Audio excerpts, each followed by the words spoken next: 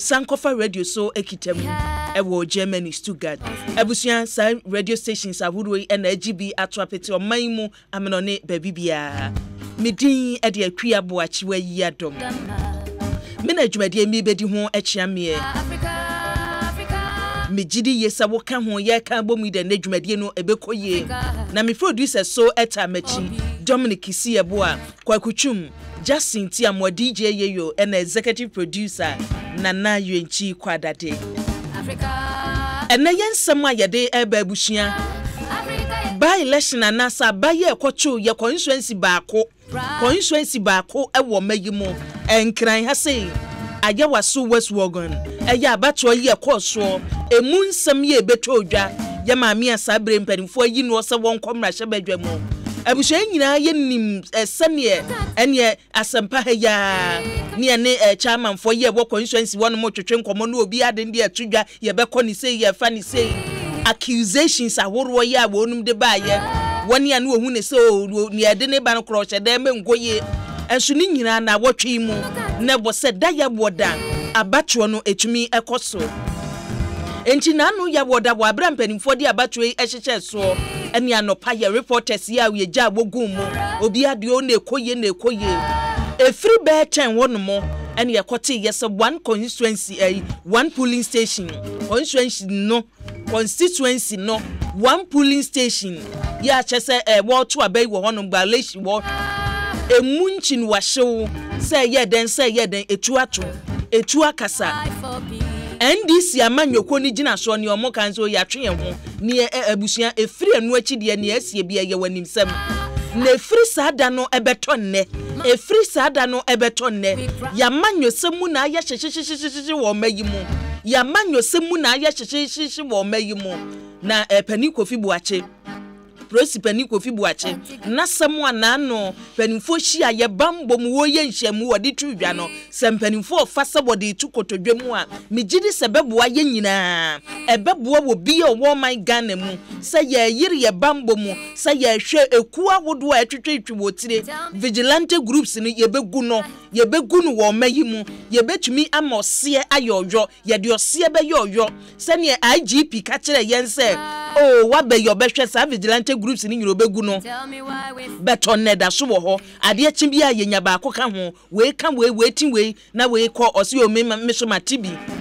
kwa na ekoso ewo mayimu si ye betumi atu ase ewo mayimu a ye betumi atu ase ewo mayimu a abusuan kebeboa pan kebeboa ma niema atumi akoyie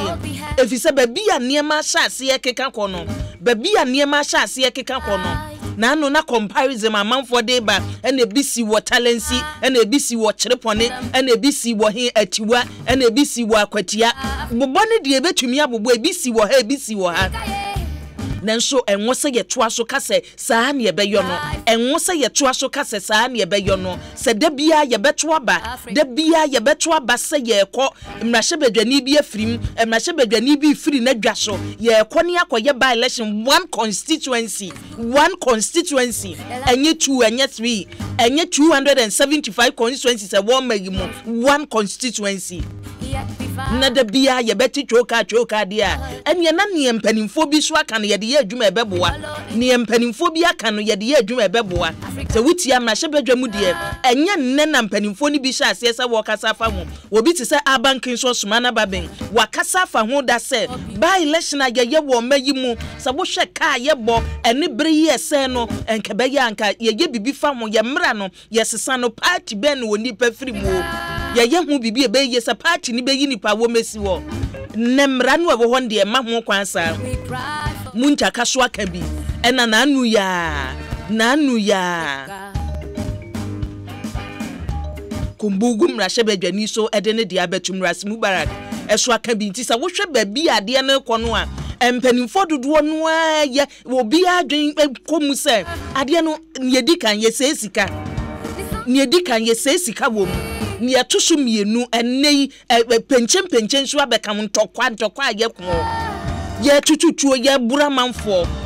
ene challenge di amanfo beka na nchese nyanyame ankoye enti ye hu se baako mienu miense nan ni nyina ankoye ye mra no ye hu bibi enti ye nyeye se nipa no ato anase mahye badwani bi se medwa no ato wo amanyoko kura wo firi mu no yenyi nipa no mesia na mu ana se yenko ni se ya na da bia ye mmore ye ho ye nsem hunu se ye enko so ni nyina abusua me gidi se de kwadwenwi mu ebeboa me gidi se mpani de kwadwenwi mu ebeboa ama niema nyina tumi akoyie ni ehu se ne eniema besi akọ na sa wo de by election yi to nchen pa ni ekoso wo ya manyo se mu ni ekoso wo my Ghana mu no abusua se ye nyina ya me ye ni ana ho woni pakro ne wo ye wa am wani ana ho asemi makada bia so meka se wo te Ghana ha se ye Ghana ni ba Ghana ni de hye no wa anwene ni obedi ne wo be hye ne wo be fira na bo ankasa wadwuma abo ye no wa anye ne yie na wo de wani beto amanyofo yi so se wo onu mefa wo nkodi atutwa asem wo bi charge wo bi gina ba bi no wa charge ene besie na ade a ye bege no me da bia ya ne na me pese me hu ne se o ye koya ade enti me akua na me se ye akoya ade no me ma me wa he me nuanom wa he me ma wa he fa mu nyina momra me enkoya ade nipa no ono be ka cho se ne besi nya ye koya ade no ebedu cha mukura amokoko na busuan hwehwe no awu hu no wo hwehwe no awu hu no enti se bwantena baabi na wadwuma a wo ye wo fufuo awudie wa nu fufuo na wadwuma no wa mompa ye se awurade ma ye leader ya bo bedi o mayi so a enabling environment ye betumi anya environment a madwuma me ye na be koso no na wo say you should pray for na emom se manyoni bi mefa say akua bedi animu na ye kokon ye koye say mamma kwan mamma manyofo ne chance efise wonum ba ye kopa adwuma ma obi maami obi papa adwuma ne ye kopa ma o ma ye wonya bawie a wonya bawie hu ne mpresen etu de odie ne se wo ye Ghana ni no you have a responsibility say Ghanaian e wo so okoto aba wo ye Ghana ni e wo so okoto aba ndie e wasade ye wo se wo ye edu se wo koto aba na kona koto aba no kona koto aba na kotena ba bi na emum awie na wo bi se ai kona koso aba lo box no ne yenko kona ko ye se ya abusua don't give them that chance mo kwan mo mfa wo nye sa ne ma no enu na se ye nyina ye ya enka be hu sasumnie beba ebiza manyofo no mo ka omu sha kon no enye omu na ekon omu yusu ye yenom ayete ye ba bi no wo ba no de 1 Ghana 2 Ghana abusua se wo hu ba bi antokwasi omanya antokwasi so a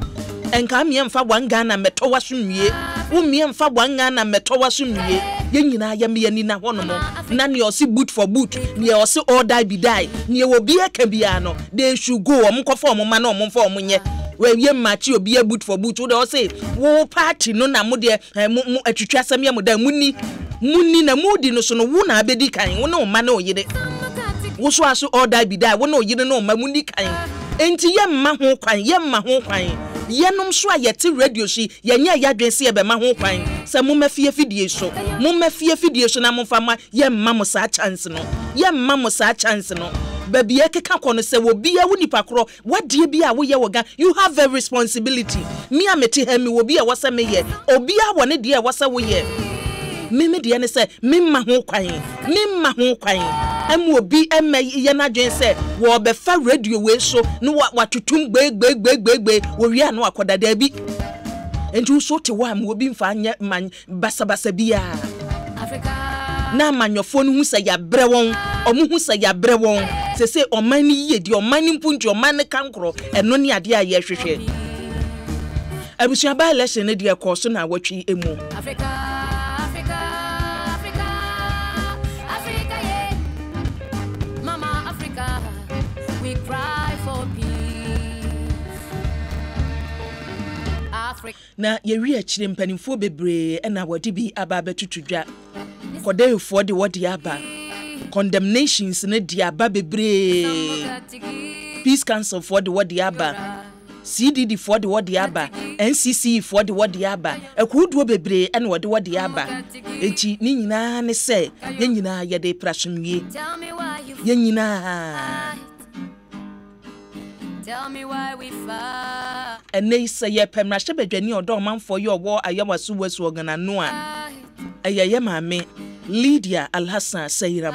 ono ena manfo di kokromuti ato abayi no se won komra hye badwam na nura wutie dom kuma e wo mra hye badwam a omo se omo de omo recognize maame ne se chese wo ye nipa ya to abayi no se wo beba mra hye badwam se parliamentarian omo press conference o makoye no I don't know minim kwan a ombe fa so se ombe stop wo e se abande ye nya to awie ene ye to wie so se ya party no Edia na mbetumi aye mo withdraw ye de na mbetumi aye sese enti na todas ye fa adwen na nka kobia if say so hwe resource ba ye se nka candidate no NDC fo muja ya withdraw na mama candidate no call ya resource ba ye no e bia nka mu be pagya wo hwe mo ka sa manfo nkotumpo no ebi ne epie ye na ya ada eti se nka mo ma wokọ ya eti se mo kwotena mo tete headquarters na no na mo de na emu obi ankoto na ya withdraw pa na mo withdraw ye enti se ya stop abato ne nya acho awie na sa akoba se wo ba pani no adi nkunimu a parliament o de wuwura ho no mo a obi ntumi stop se manko ho no mo ena ne hia so ne se electoral commission wonu be tworo de akoma speaker aka che ne se abanu ayeto ye no resource ba ye nie speaker be ginam na wama ye maami ehwae wonya hwae wi anu akogye na konwa no wote so obi antumi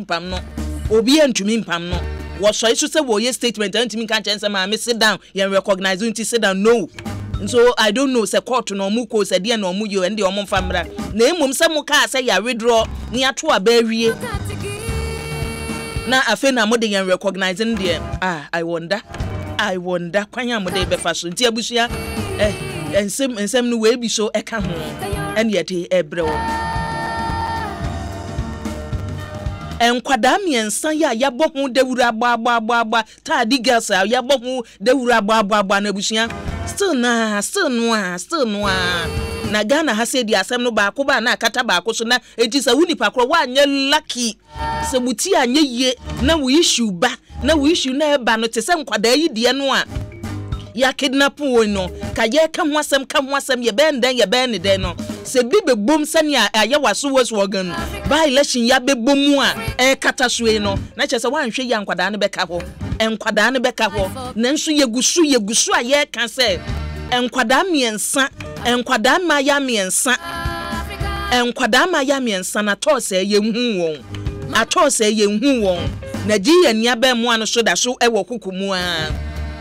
empanifo so wototo na no ene wo soafo ye ohwe mma mmofra ne nkwada ye die so ma ye nyane ntie se akwa no wahase wo kasa no be na wotwe ko na wotwe mienu ni o still no ankwada no ye ntehwe ye chi hase ya amanyofo ye bura twede ye yese no kohwe sesa abufo ne nsunu gugem se ya abufo ne nsunu gugem because ko be bosome ni akire ni o enkwada no kura echi wo mache ne ye ti ye no na se ko be bosome ni akire ni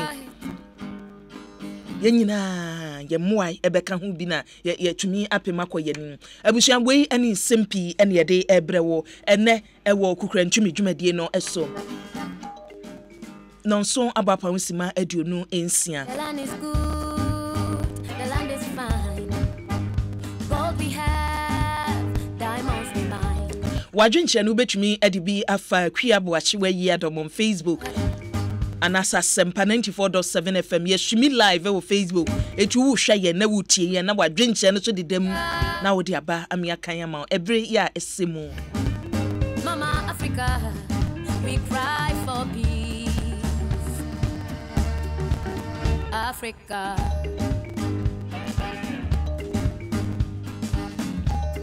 Yadi asida Emma Provident Insurance mpanimfo emwa wode boa yan wota ya kire ye shafe no asese na woni pakro wa anya insurance ibi wa anya insurance ni bi na chesensi achi ba wa anya bi wo kaya butimu se wa insure ka no na wutimu ana pan wutimu yankase bibi nsi na emom bibi si na pan abusua ne ato no na chese wuni nsi achi ba bia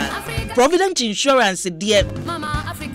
insurance agencies ye bi wo ho no mo a asemo ato wo no wo mo si oye nkwane nkwohwe bi o sheda na wo de ka no bo ho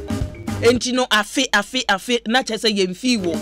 wa wo de ka wa chese o simi kokumi ho no ma baji insurance na wi ahwanya je adi enso to da e bi de sa o claim no wa bibi ato na kwa claim insurance no etumi di 2 years 3 years 4 years na mo nsan kan ye provident insurance de abusia se bunya ye bi se krim you are covered ya chese ye bon ho banya nkasa ni ehia ne se ya sha fiasie no wo ka wutim se ye kam no se insurance dada na apese o renew provident insurance twen wo provident twen wo den ne free tete yi oba ye no amanfo ho ba asemi wate se wo de ababi dabi na promotion so na ye provident achedie promotion na ne wo mu enti e free sabriye kosi match bosome ne da ye toso aduasa baako ye shase January bosome ne da ye dikan to the 31st of March ye wo de obeya ne say insurance apesa wo ye no co provident wunya kono wo ye ma wo say ya achedie promotion wo wuye wi anu abisa say before coupon no wen chesa achedie no a wo se wo de ma me na wen ye besisa ne say gbocho ne ye de amount provident men you are covered.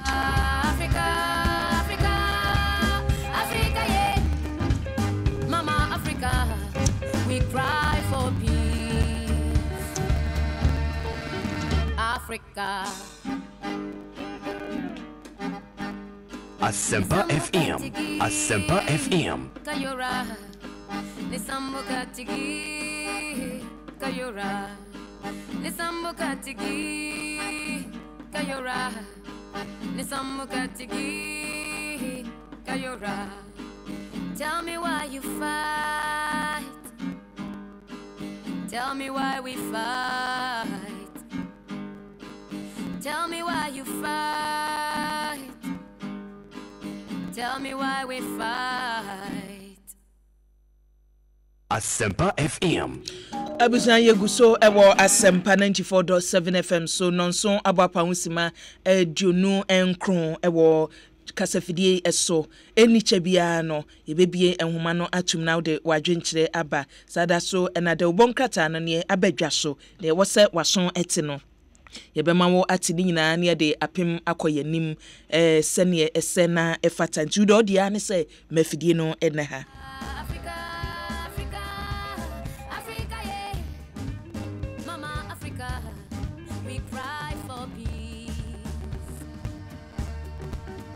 Africa.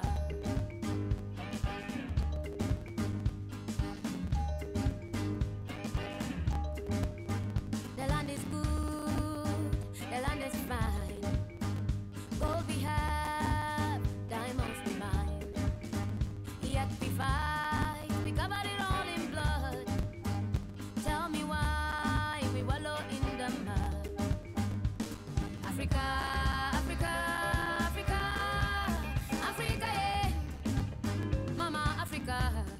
We cry for peace, Africa. Africa, Africa, Africa, Africa, yeah. Mama Africa, we cry for peace, Africa.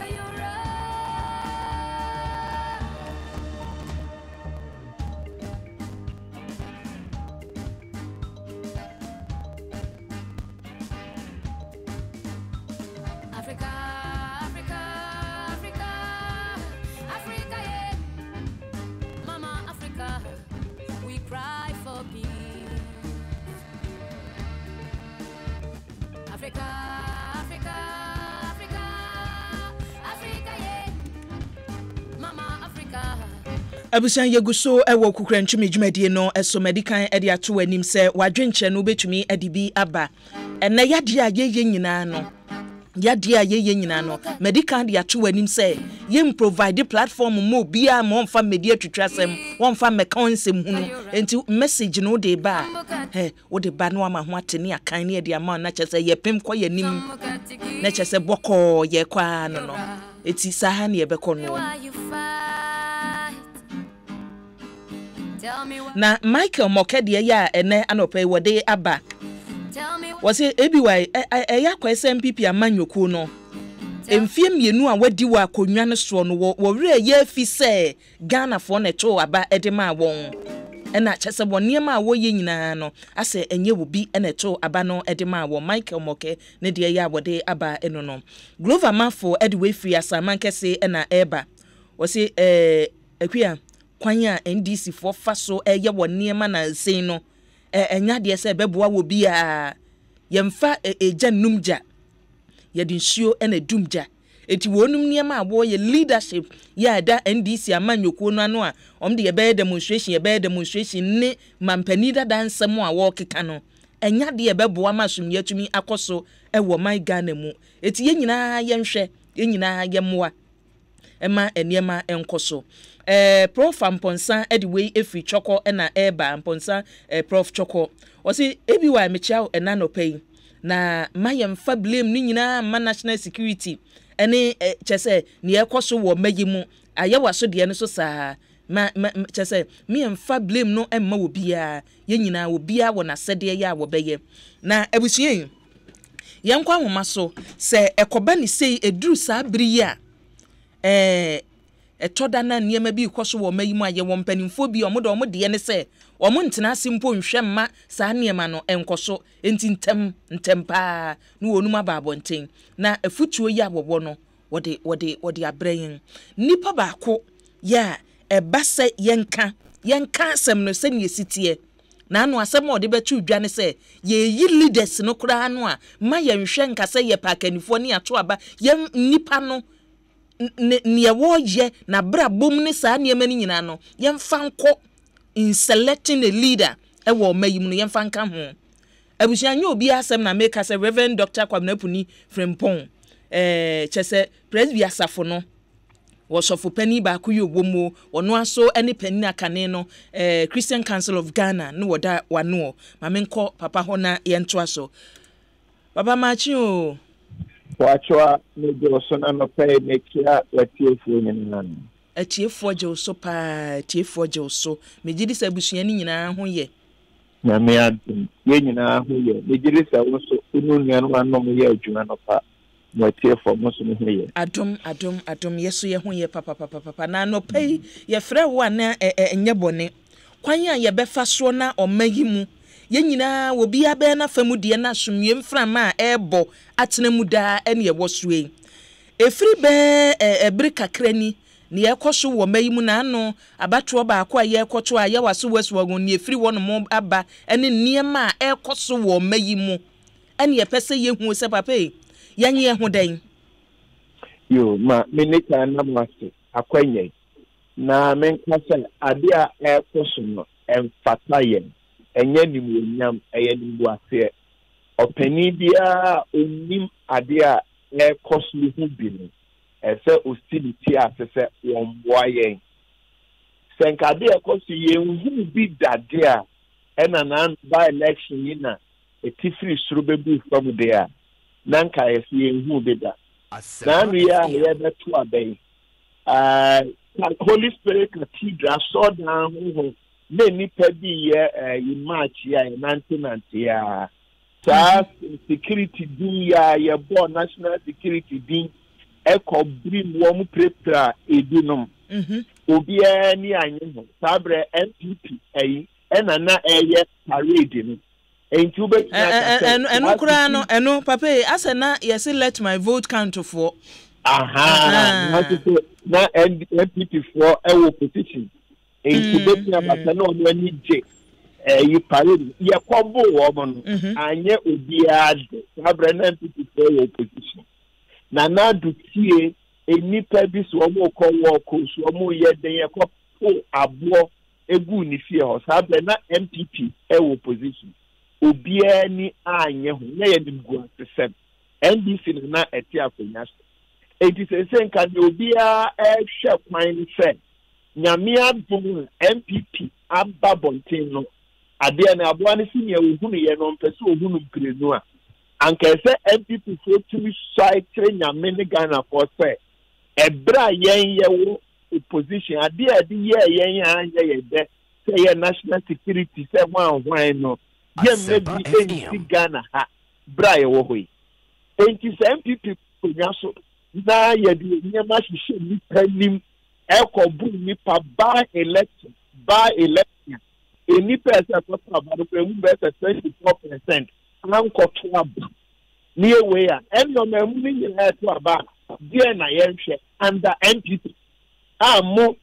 braso mo opposition ni amu ehunu eno mu piano a which telephone bi now esa ade na nya enye enti munya kasa na do diak eyen so de ni beta say enye enough or see yenhwe but wa comment here for any market cast interpret me yes yetini ebi nsibi ade ya mo force ye ya say eye national security ade ya national security a wa ade e force die nsronko omko ho ane ya che no but no pay when national security for ade so say wo mo anim e ko boss trot to atue when na ya che no police for ATH na no asen enti police ni ko baabi ni anchi obi a de kwan pa na ya chi so try and what have we achieved as a nation the cause of say and your political vengeance answer what the year intimation the now that must stop near question papa they in political vengeance as a no what the year me intimation never kunyan so me de na o ma penyansa kwa bi atrechemu eni ade but ye kofi an se na mo pra mo ho yi broha fo mo de yen ha de ni entimi nko ho mo de yen no ma bobo mo de yen enti na ye de yamo enya hwe ni bu kwate ni se ya sampen se no ni vigilante for ye MPP penny bia councillors ni advisors we chire bia no enso penny bi kasa chom say ye MPP for ye brim ye say ye ho na ye parade no obia nim say na ye NDC for wa konya so na ye sa ade MPP for nka say ko tutu abogu na do fie ho na ye sa NDC for na wa konya so enti ye mpebi ahwe ye chi ye chi wade but somewhere no matter penny back national security and when this is the new approach to security in Ghana how you have to about you need to kata ya nimu a be ko about us we betimi ahwe me can't them people need as 2020 say mo nipa akata wo mo nim na akpo ye security about us ma e be mo nwa say Ghana for ni be ko fa MPA no makoto about na so ne yewu Mahama so dia be bata ho no ono so wan kan sankeye boot for boot no enye we nanu mu studio ha no adi Asempa mpanifo bebre aba ye kasa wo wia ya presre asotro ye bo studio ho they say oni Ghana ni bi akasa MPP ni NDC no tuni nyina no obosofro enye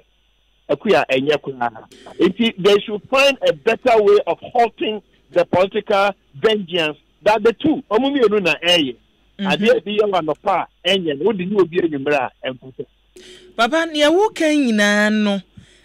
yasem o chances e free ano ba se obi gbo atwede ne waka ne se police fo no call ye omo so omo kobo ban so omo kata wo manim so omo bi o manim no se niema ankoye wo ho a betonne ne wo shututuo ye hu no ne wo boss toro ye hu no ne wo kunko ye wo so na sem o kan ye beto sabre ye nte ye ne ate yan se ye ye nhwehwemu ewo mu ye wo BBC na police ni ko ana mpo e de na ma soja ni ko ha oko patanto kwa oko mabambo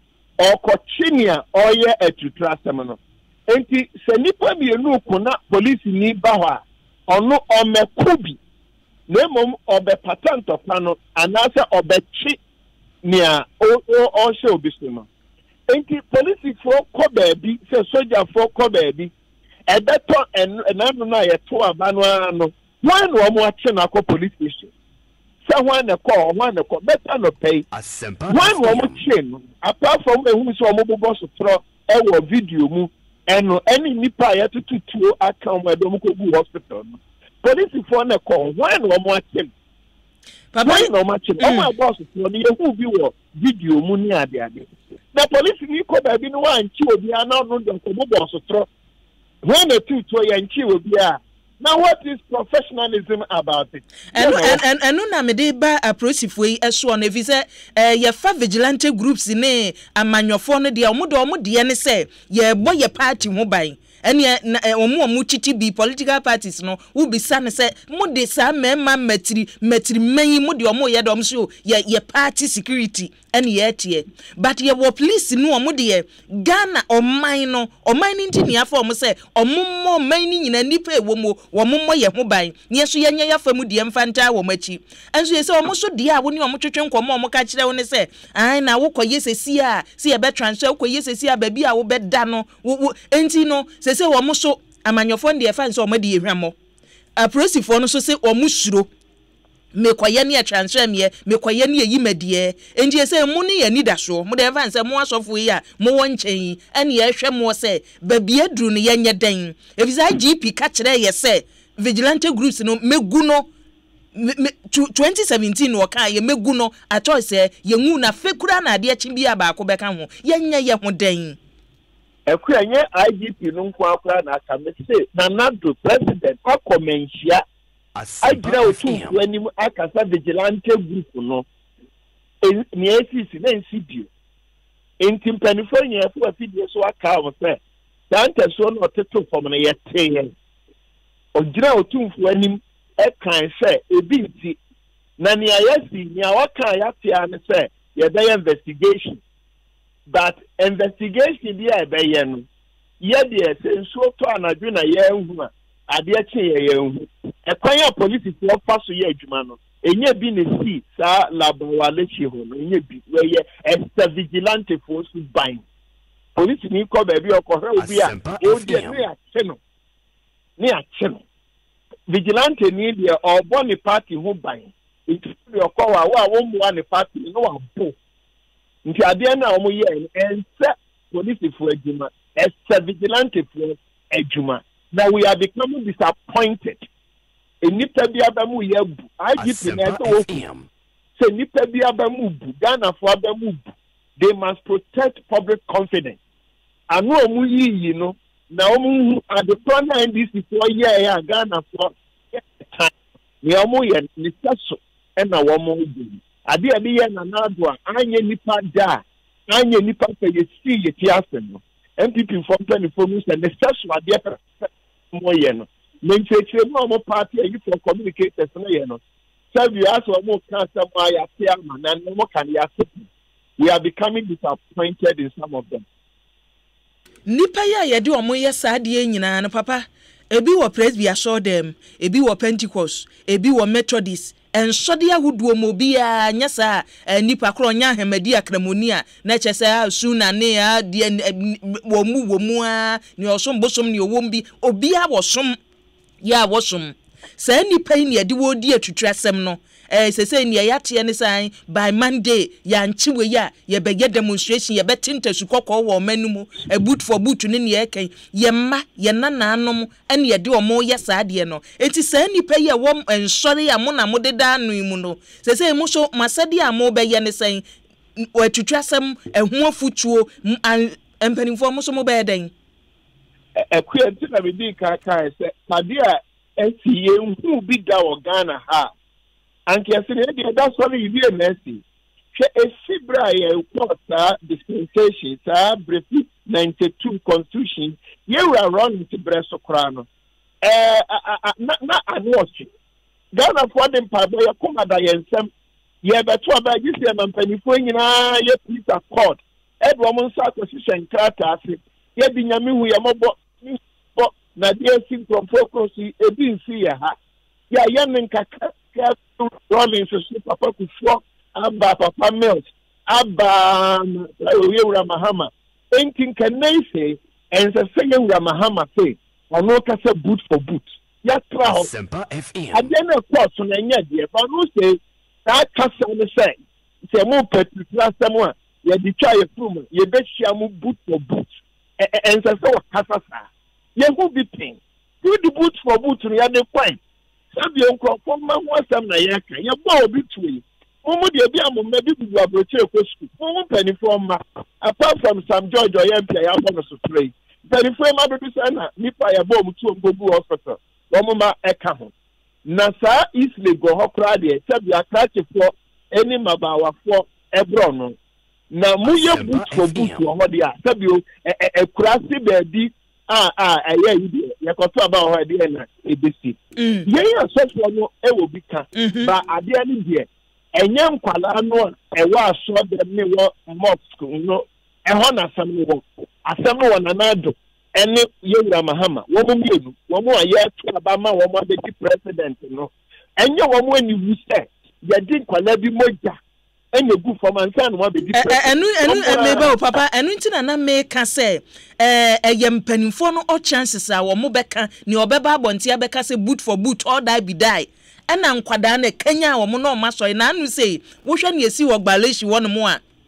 NDC fo na chitafo no call headquarters no panimfo no ka say ya withdraw ye nkoye dede bia na youth no buofu because ne no mo so mo expecting say panimfo no ma order say mo nko na mo nkoto nso mo so ti ne panimfo no beka na mo ye nanso meme de ne say ensori demo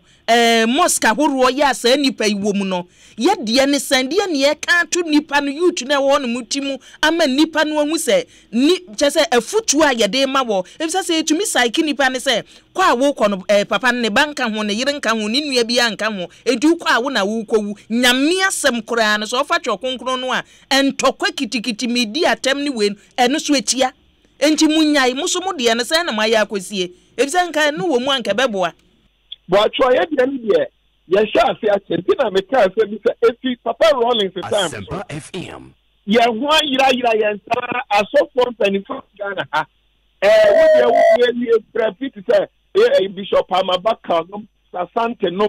empeni ya patent okwa obuacho asofo ni yi kemo company for yi wahaba dam so ya patent okwa sa enipa mi ya patent ho ntokwa empoti da ben Emposi dada na da bia ndisi ni MP4 moka mu benya temporary for di mochi mo mo akatia mu benya nti ya pata ntokwa pata ada intigana ye hu tie nyansa ye hu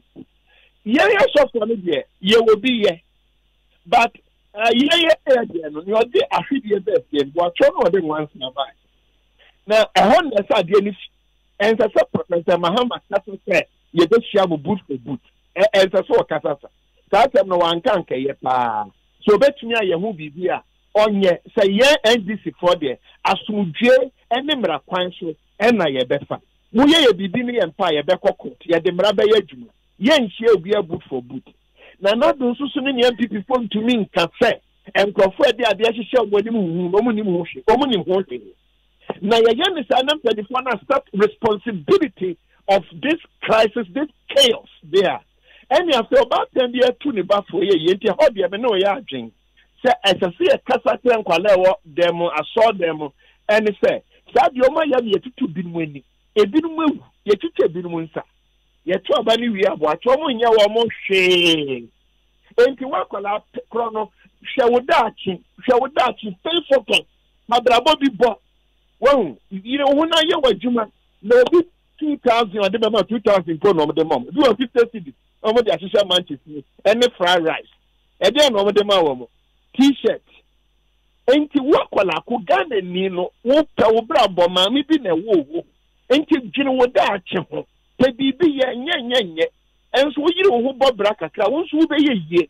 Ain't you be posa will be Dino. And so what they will cry at such a what do one at some and to see Chawas. Asempa FM. Then a near baby and Yamia bow. Wo was Shebre Papa. Wo bet me about bra. Enti Ghana ni akola bia de na ni nua ma sofo. Sankrofo esi ka sa chiro no muntia. Mo ma ye ni mre grant ne maba wa no so. So obi ampe bra mo.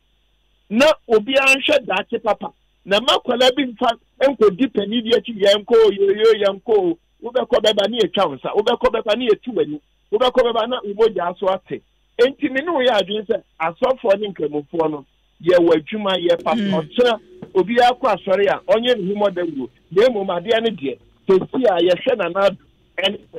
ma wo mu mienu so mo pesa de ye gya ya ebegya kwampa bi o mo befa so bia o mo mfa so sa IGP ni pe bibi eni sa national security ni ho afọ no so be bibi o mo nya ntem ni o mo kaka na ento obi aso obi ante ase o na ti ase all that responsible womu hajin womu guye ni mu ase omu de ye kosun omu de ye kwati ni omu ye na emfata tani bi ni mo nka bibi nkire national security so coordinator ho ahwan ntama oni nam no enye ye to aba ye boss ye kokko Papa mi jawa mu akọ ansa na abekọ na mi bi se fi se ye kama mpani dada ma ama na anu na asem wo kan ye ni se wutie ni nyina si ya wo make point bi wo mu se ekoba se mama na edi ade mama na nasem aba ene Christian Council nie Peace Council nie Catholic Bishop Conference nie asomo ahodo na chese mo hwa akon ne so ani NDC so MPP ba na chese omo de omo nye bone omo bone nyina no afede mo se cartoon so na mo hwe mo hwe TV kura enti wo hu ne se boapayomu no mabumani agu niema bi so nti na ebi enso wode ka boot for boot you there be boatoa I need them to suffer ba ko pe na jamani kasa mu no kasa ne a onya bisua ni suahunu bi fi te se cartoon ya o kai ni nyini se na ne kasa no yoko wie ni senti bibi koso o memu a ye fra na ni asisi na so ni nyini sa ni a etene se asofo no se bibi ba Ghana a bibi ba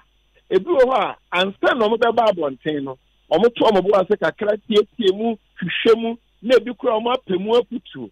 ena eho no na ya na ebasa na se ya kakra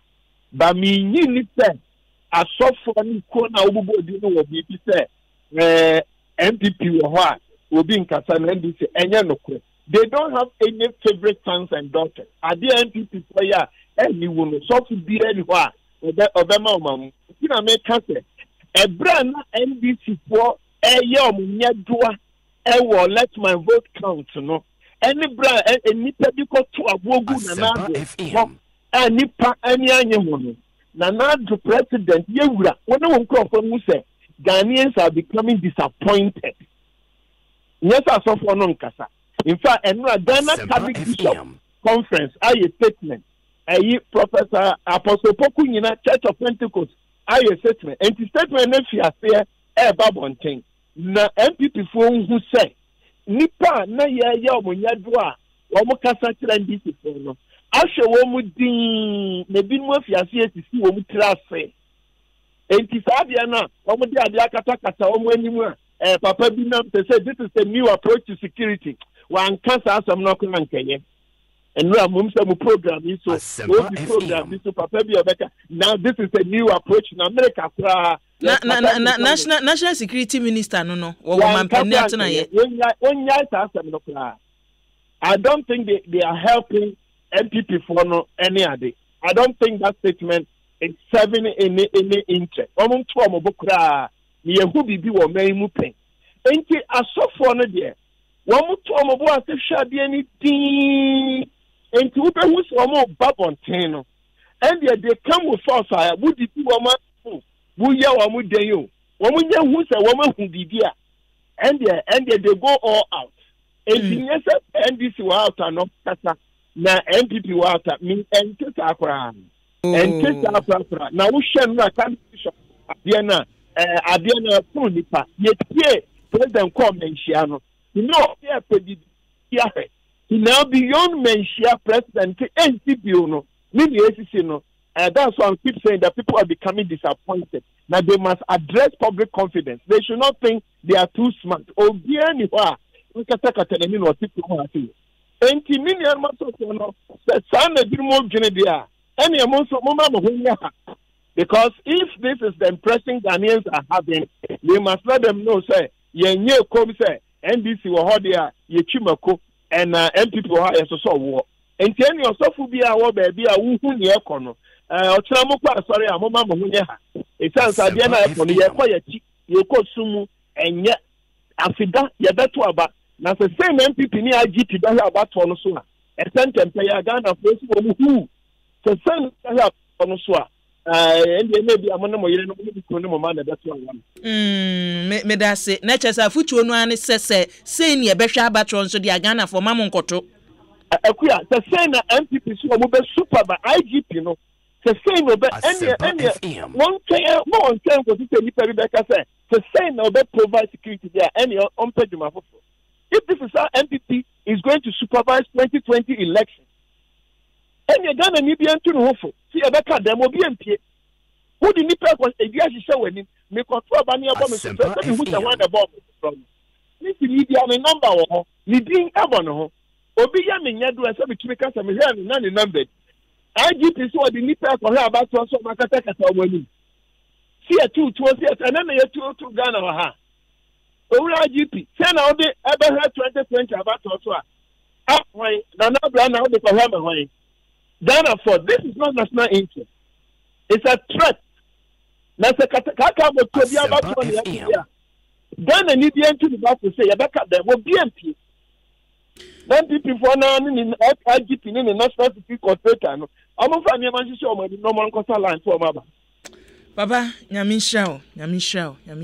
and no pay. Abusia meka se nipa no amene ne bekasa no o kana se ne esitie papa puni frempon no sofo pani presby asafo no wom kane so odwamchani Emma Christian Council of Ghana ene ene na twetwen enkomo no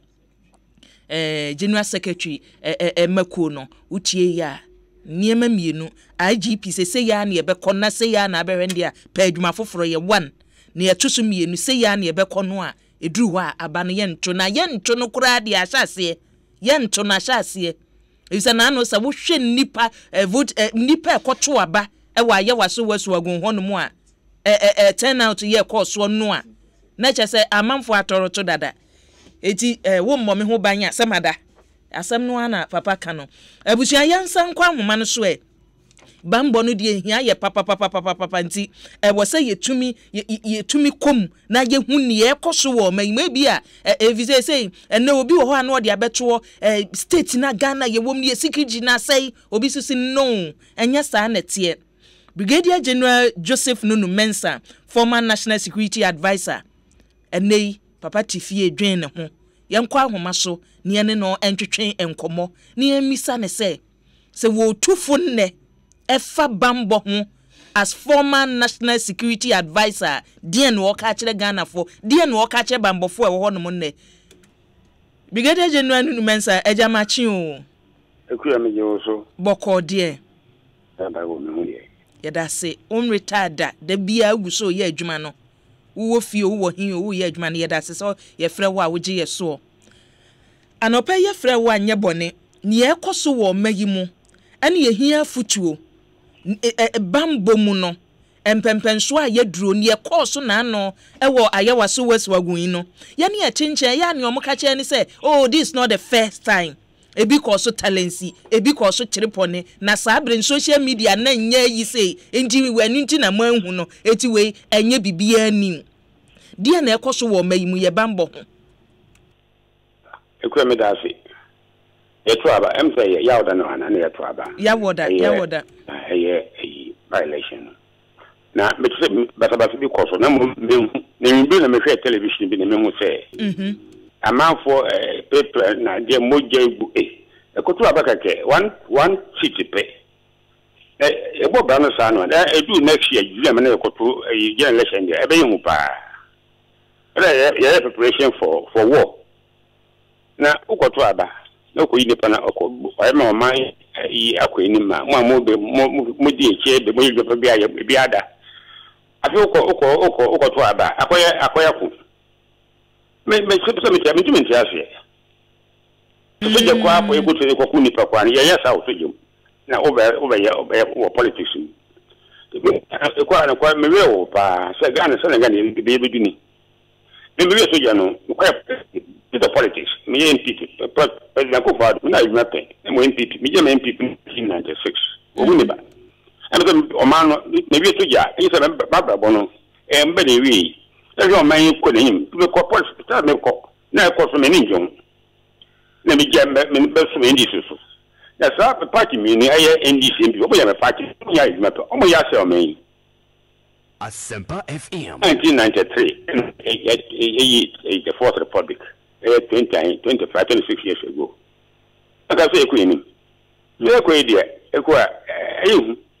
two political parties no be any one man ye wo ye boa man almost say wo man no what's wrong man because everyone need here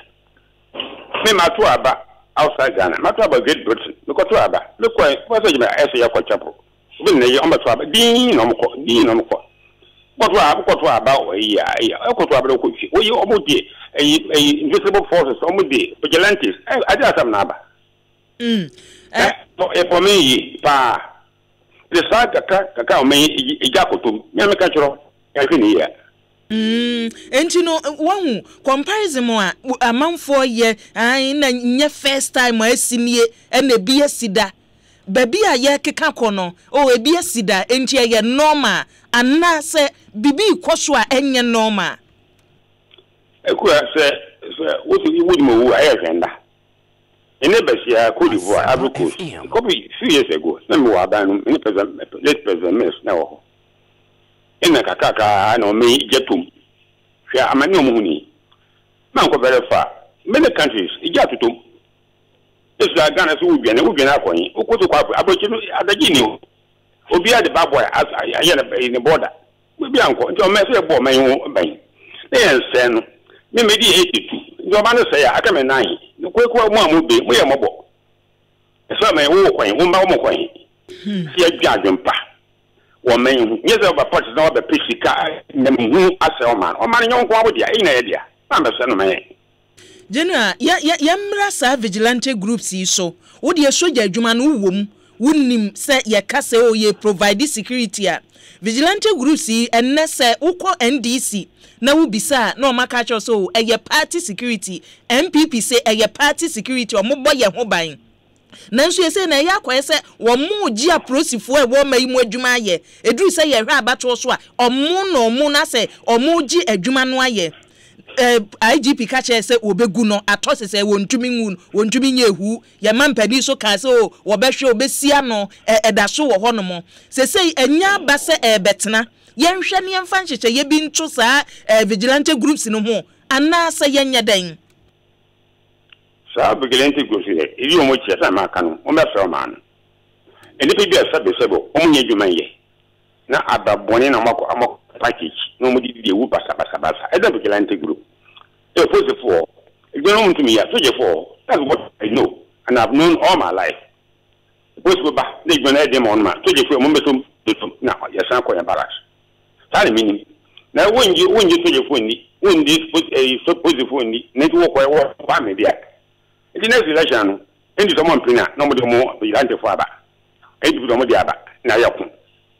tell me pen wo man ma enu ya nja ya ekwa nka ya nja da chebe bo men jenu no mensa wan kan kire yen na enu no jenu akwan ba ne ye befa so aye begu na say abanya wati so beneficiary vigilante groups wo mo se o party for ye obo ye ho ban NDC for so say o obo ye ho ban enti o mo ye ade kora say ye kasa nye no wo kana party mpanifo ni bi abeka say o mo ye boys ye chese ye be protect o mo kwan ba ne ye betumi egu na na ye yie nana pega ko father madam me frère pega ko father so often in sifu alo abiding citizen lawyer ne course no enye mba kwa so ne bi ko do Ghana mo da man ko da man ife egu man no ko e me lo nda me ko e fa new course mo isi o e the February road that like that I said by 4 or 5 months ni very fast moving cars e fast na u kem ka u do kwa kumetu esu je obi aye djuma menti na ekoso na ase e na o di ni president u so ye police ni ana we ye maintenance yi obi aye na djuma no men e be ma ye ko sin ni akoso yen ye e di president be pano chok me no si fom en be be aye lawful so vigilante aye friend say langat o di no obi asase ko buru ni pa aye lawless mbra ni adjuma en ye It's a president punch of an system. me nya woni nen kasa open no yon fe ni ta ba yam ba no anya papa mama na positive for yom djuma so je ko yom djuma o man e be boko fine prosifo ese omo se omo kasa omo ache a anhwe ya ne ne yayi na koto baabi ye beyi na di eti ese na se obi a ye loyal to party e beba betena so not to the state. No, you should be loyal to the state, not to the political party. Ghana first. Then you are NPP ni wo, NDC ni wo. That's why you're from Ghana. Tell me your chairman. Oh, now some say police commissioner, we watch it. Me you the pa. Okay, you condemn vigilantism. Yeah, I condemn several times. Of course, because the party benefit from it. But any mama, I'm on your cell man. Me catch you, who are cell man. You're in any year. What is up? You jack to me. Just we are saying we are saying. Fair vigilance, fair friends, sorry, jack to me. Venezuela. Kenisi, San Efron Ghana. Any year, 1 to June 4th. So 1 to June 4th. Nesino, maybe never than that. And see, Obian was a Ghana for Ghana anywhere, anyhow. Obian, which is quite maybe I say. And see, Ghana, young Ghana, MPP, Babako, English Babako, but Ghana, dear, so Ghana, Nasi. Never Ghana Mobile. General, my adianchi, me and fancy Anna was it. It does say. Say ne waje pene abusia kane futufo efa bambo ho o my Ghana mu former national security advisor brigadier general Nunu Mensa ene no atwetwen enkomo no eti asem no tiawa NDC MPP ye ni two omo so ombebo Ghana enti no eno ana no pe media tudwane se ne ewu ye bia no ye na ye ni yie emu obi enyusu emfa wo nyade a wo bewie na chese woni ba biti wo dan yahye wajapade nyina ntokwa ne de ba no oforitwum Samuel adieni wo se akwie won se General Nunu Mensa wan comment wo John Mama statement no minu abema no an waka ni nyina bomo se NDCO MPPO ne wo bia ye no nyade eboa o my Ghana se yanhwe yom bebo o man no nti say NDC de mampani dada wo hyemu hono mo wakondam mu nyina bom amuhagya so de eni wo se bi wai ne enye na nye o mayimu aprosifo mra bonte no mepa Ghana fo nyina chew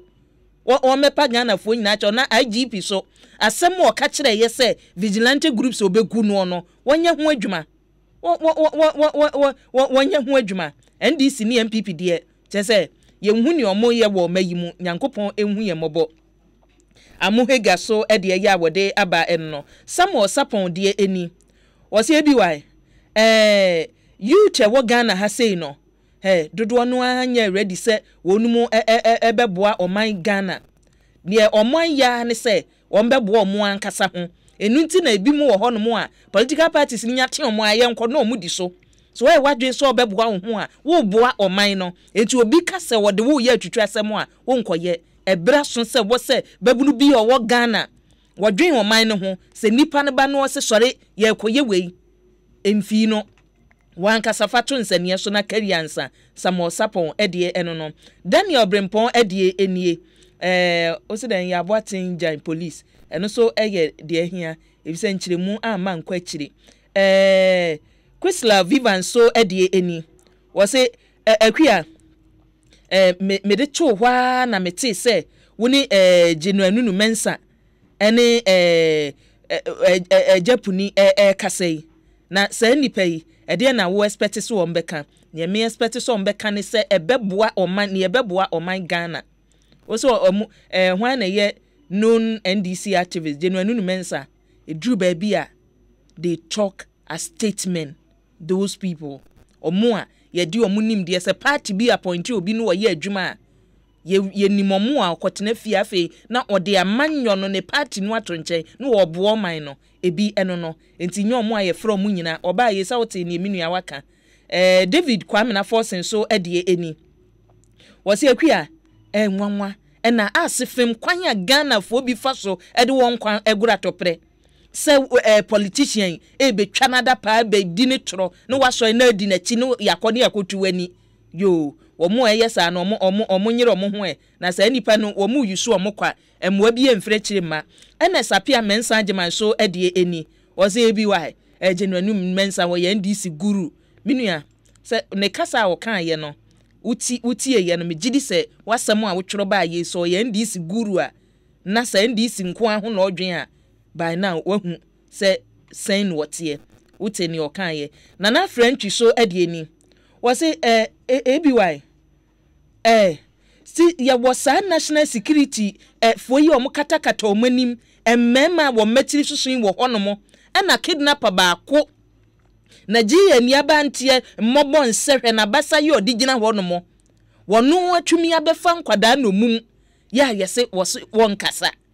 na sa ayi metwofo we nyina gu omu ntumi nya hwe adwuma ye de wo mo ye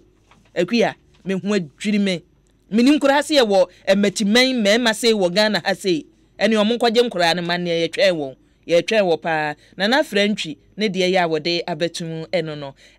Blessed Sam so ade ni Blessed Sun 2 PM mampon asante no wadi we free kontonchi wose ye Ewurade Nyankopon Ghana pa nenie democracy no ne womwe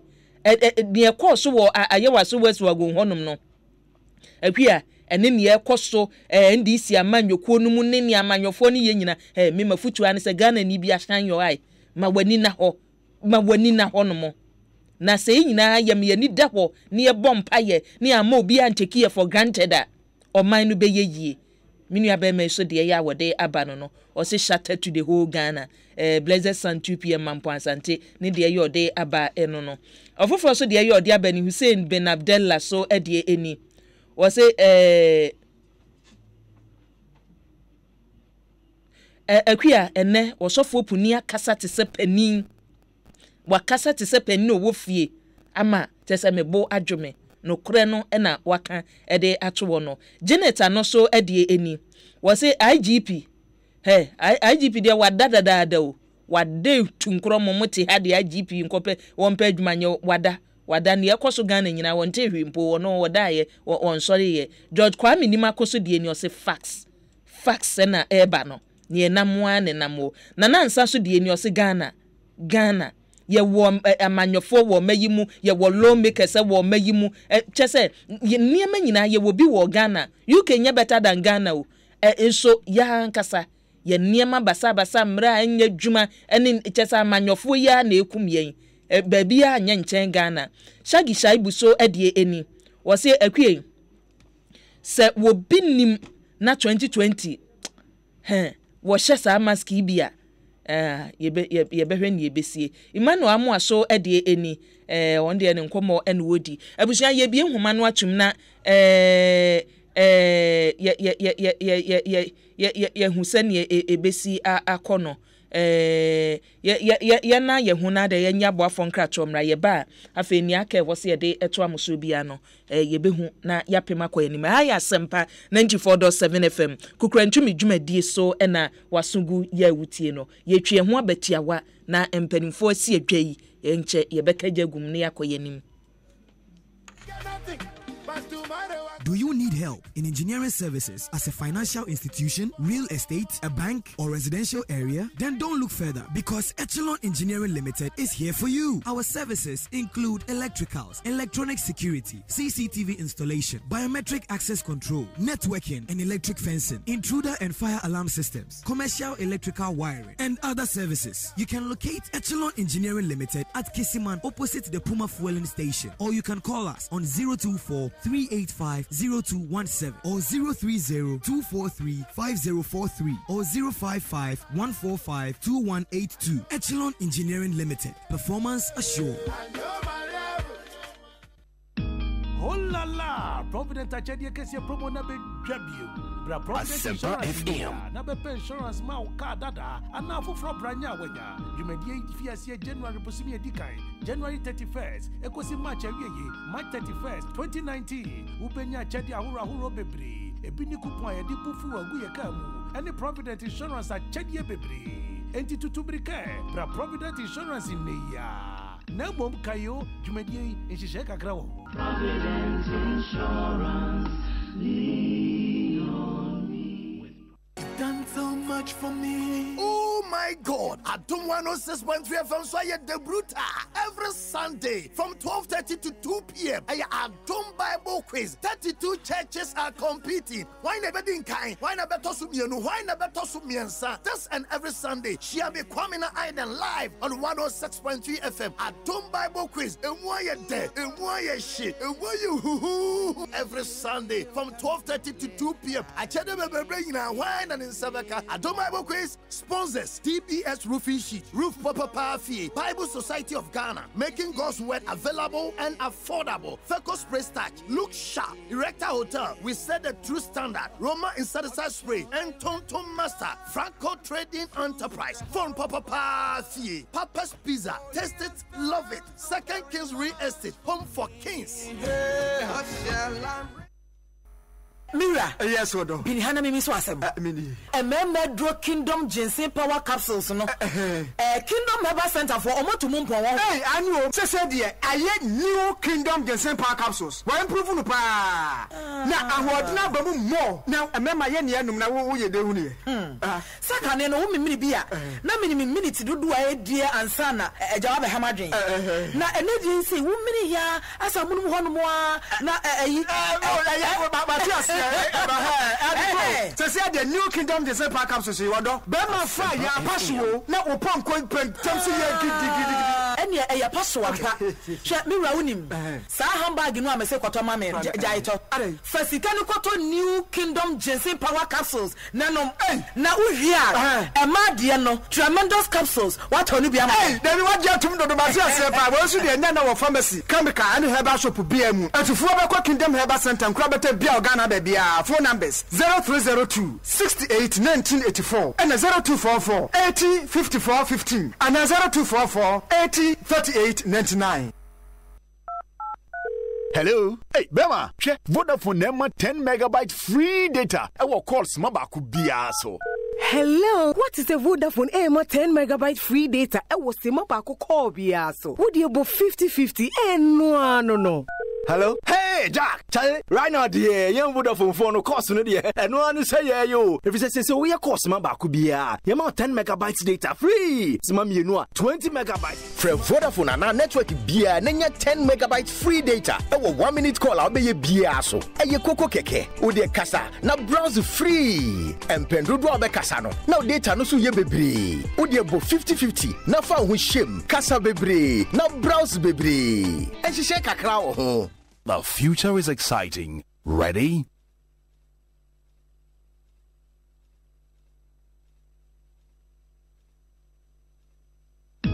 Oh la la! Provident Achedia Kessia promo na be debut. Bra Provident Insurance in the year. Na be insurance ma o ka dada. And now for branya wenya. You may be January posimi edikai. January 31st. Ekosi March March 31st, 2019. Ubenya Chedia huro bebre. Ebini coupon e di bufu agu ye kamu. Any Provident Insurance at Chedia bebre. Enti tutubrike. Bra Provident Insurance in the year. Na mom kayo jumedi inshishe kakra wo. Asempa FM.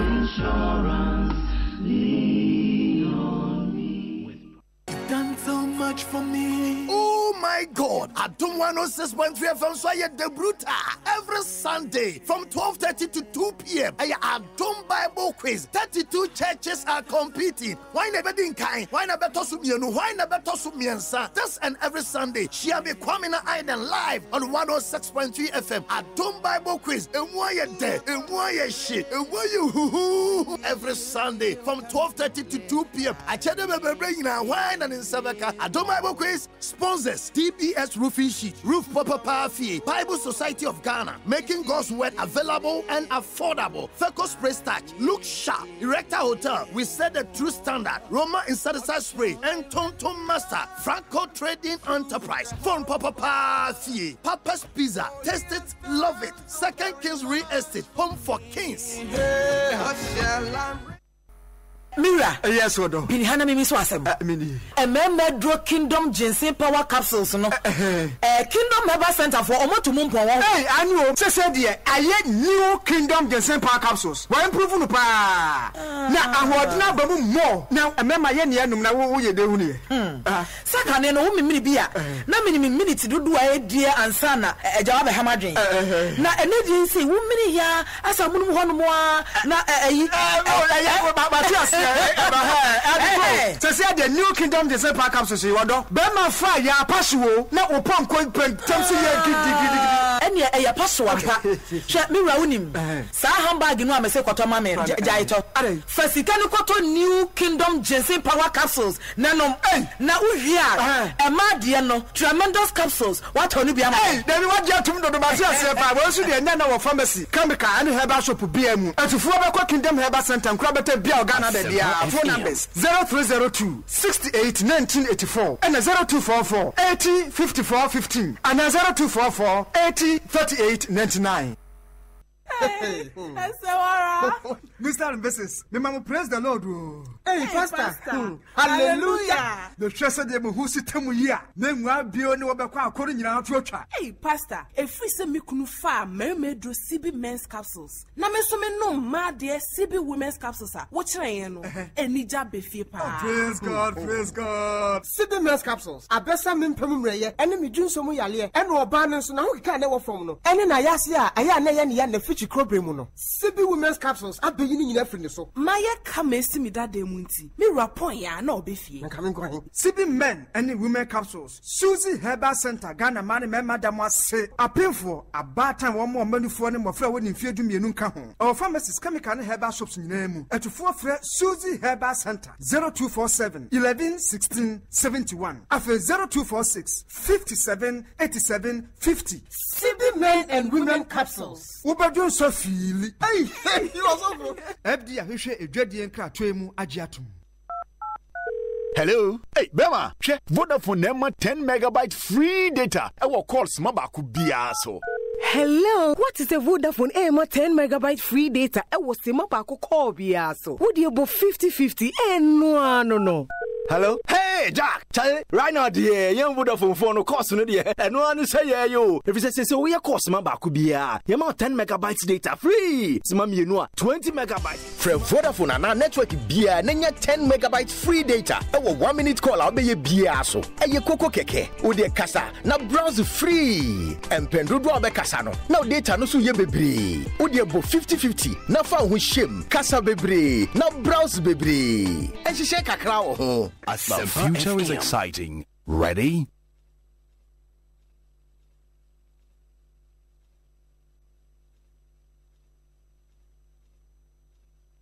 Asempa FM. Asempa FM. Asempa FM. Asempa FM. Abusia Asempa 94.7 FM so enie kukrantumi dwumadie na yeguso ya yede ebremu no na nwotwe agba pa hosima aduonu enum 825 825 ene se wo ka se gu microphone mo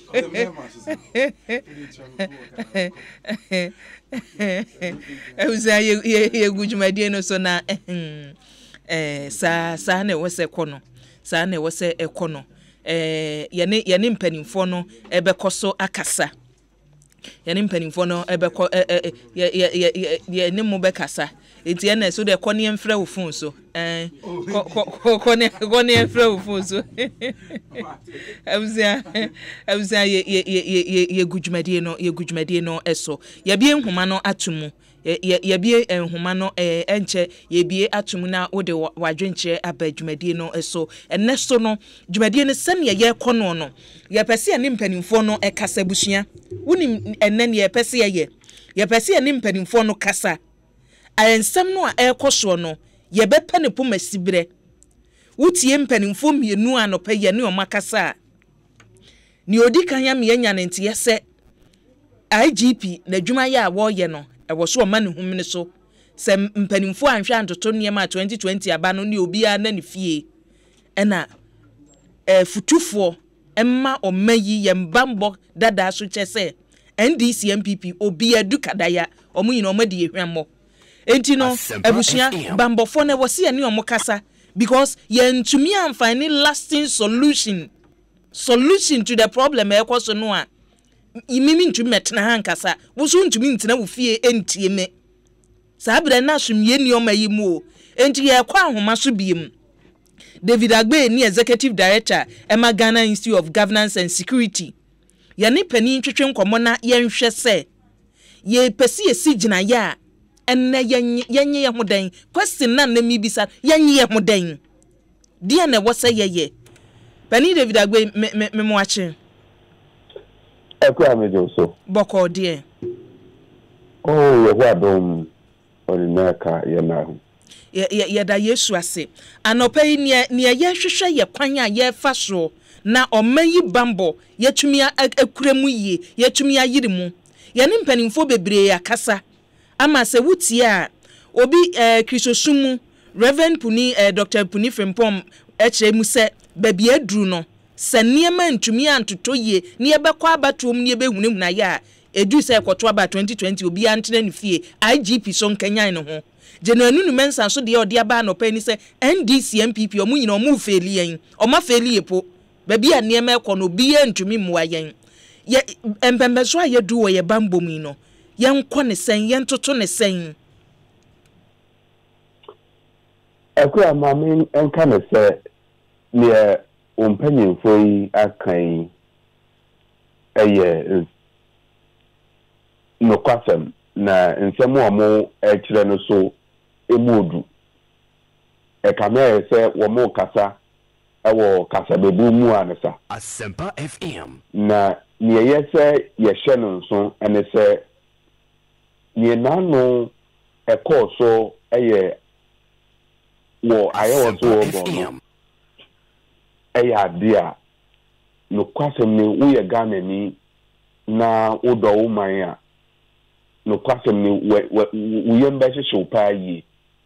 efa bambo a eto si ewo ayo so west wogon no se ekura wo hwe enkrofo a na wo mo egu ho na wo mo ntade him wo mo no ma wo mo ye na kire pepe se sankrofo we yi no womunye security for womunye bambo for womunsu abambo ho enuoma bia na womudi ahim ewo polling station ho titru ne wo hwe se video joy for edebaye ne other TV for nyina no ye nyina ye hwe no a utimu se bambo ho nsem ato ape ewo amen Omainu Obani Agbe ye share the outward appearance of omo call ho no anase say if you said National Security Minister Mampeni atena ye Brian Champon no anase mo kan say omo ye National Security Operatives na omo de omo call ye ma omo call ye adwuma no but who share omo suban omo da na die no enche say omo ye security for wo hu ekua no kwase me bia ni ho a obi a wasua security wasua bambo ehonsem ekakra kra no a wona meye ewo bambo mu no wo hwe sa no ma no a eda di pepe se sa nkrofo no wo munye bambo fo so wenum aye national security operative then it is a disaster because sa nkrofo we yesua bambo honsem no elementary level kra no ye kire yen se ekwan ya bambo fo fa so nante etu wu bambo ni bia ne nante ne steps a wo tu okura no e kire wo bibi se wo ye bambo ni waka bi sem na chese ye kire wo nante poti se ne ahenie ye kire wo se tututata we se ne no mo nante ni nyina ebitwe wo mo akua kabiem when you tete wo fie nti sa ye si he ye si ahemafo wo dress ekwan ya ye be fa so okura no address wo ekwan ya betimi afa so okura wo tia pani a anase obi tia wo hene bi a wo kɔ ha ne ntoma no wo tutu ne nan ne bibia no wo ne se ɛwɔ ne kwan mu ɛpɛpɛɛpɛ enti wei no yɛ kyerɛ wo bambo a wo nanteɛ wo neyɛ wo kasa wo suban wo beebia no ɛyɛ sɛ kyerɛ pɛfɛɛ sɛ wei yɛ bamboni wei yɛ srɛni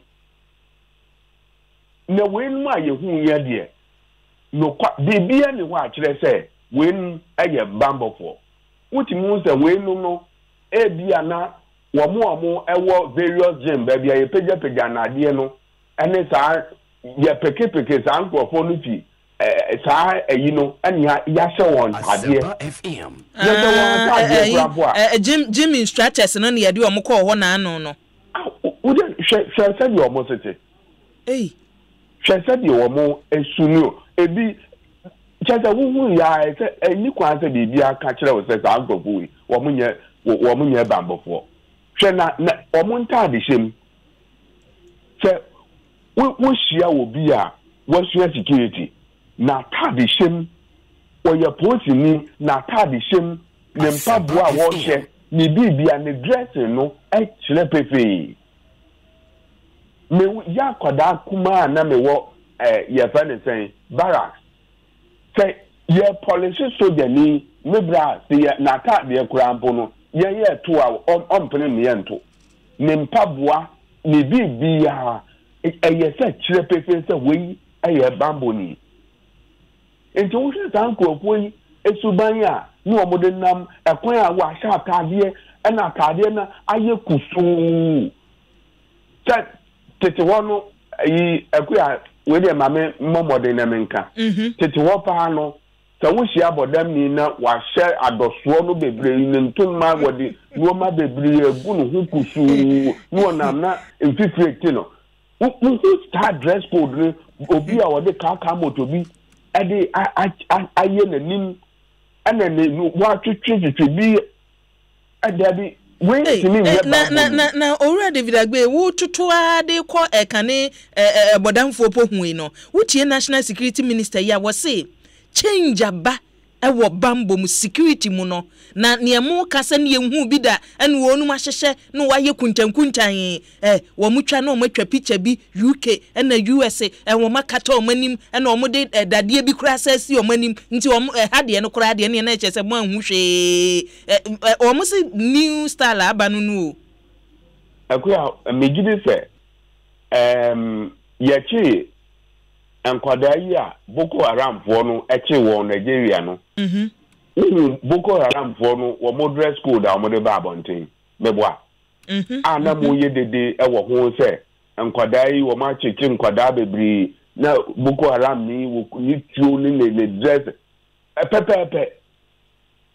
ɛnti na wotumi sɛ wei deɛ Asempa FM wotumi nyɛ professional enti wei no wohu wɔn sɛ wɔn link no koraa bɛkɔ Boko Haram wa na wode hwɛ me kyerɛ sɛ hwɛ wɔn su ɛne wɔn ban ne wɔn uniform a wɔn ahyɛ ɛne kwan yɛ ɔno wɔn fa so yɛ wɔn nɔɔma sɛ wei betumi ayɛ bambo ni a wei betumi asua bambo ho ayi a menamfo mpanyimfo a mo wɔ Ghana Police Service mpanyimfo kukudam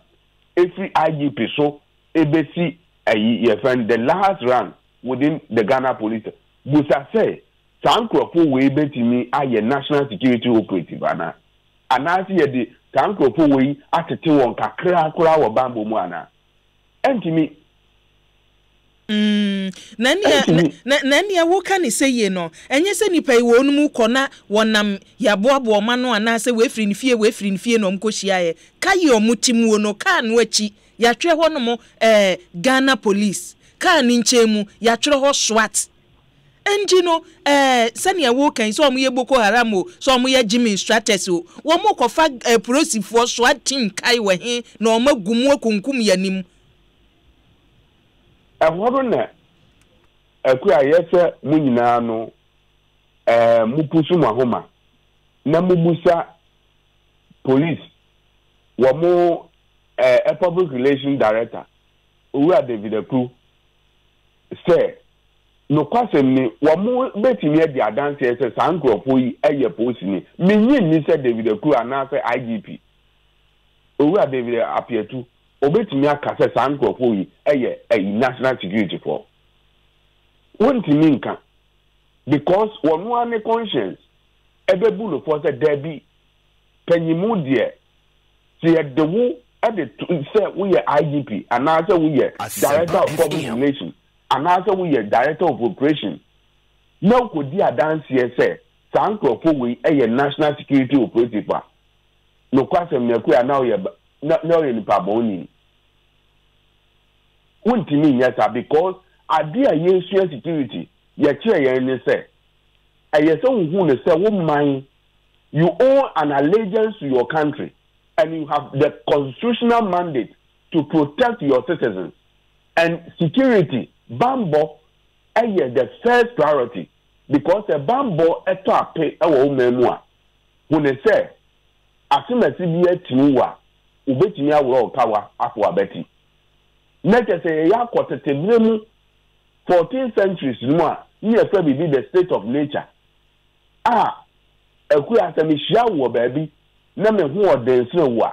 na me wuro wo kawa afọ abeti ne me pe bia metimi di aye wo no ne yadu sa pempens wo no but Ghana ya tra sa ahye no aba bedu a democratic system of governance ɛyɛ mrane hyehyɛyɛ ɛyɛ adwuma ne yɛtumi ehu ne sɛ bambɔ ɛtɔ a saa wɔ man no ne kyɛ sɛ bibia ɛyɛ agyensɛm nti bambɔ deɛ ɛyɛ adeɛ ɛsombo ɛkyɛ bibia so ɔmampanyin betumi abu man ɔmampanyin betumi ayɛ adeɛ ama timamufoɔ no ɛhu ne sɛ yɛwɔ mampanyin a the first one is to guarantee your citizens protection, guarantee your citizens. Asempa FM. Say, wamubenya peaceful mind. And international relations, yes, I very, very fundamental.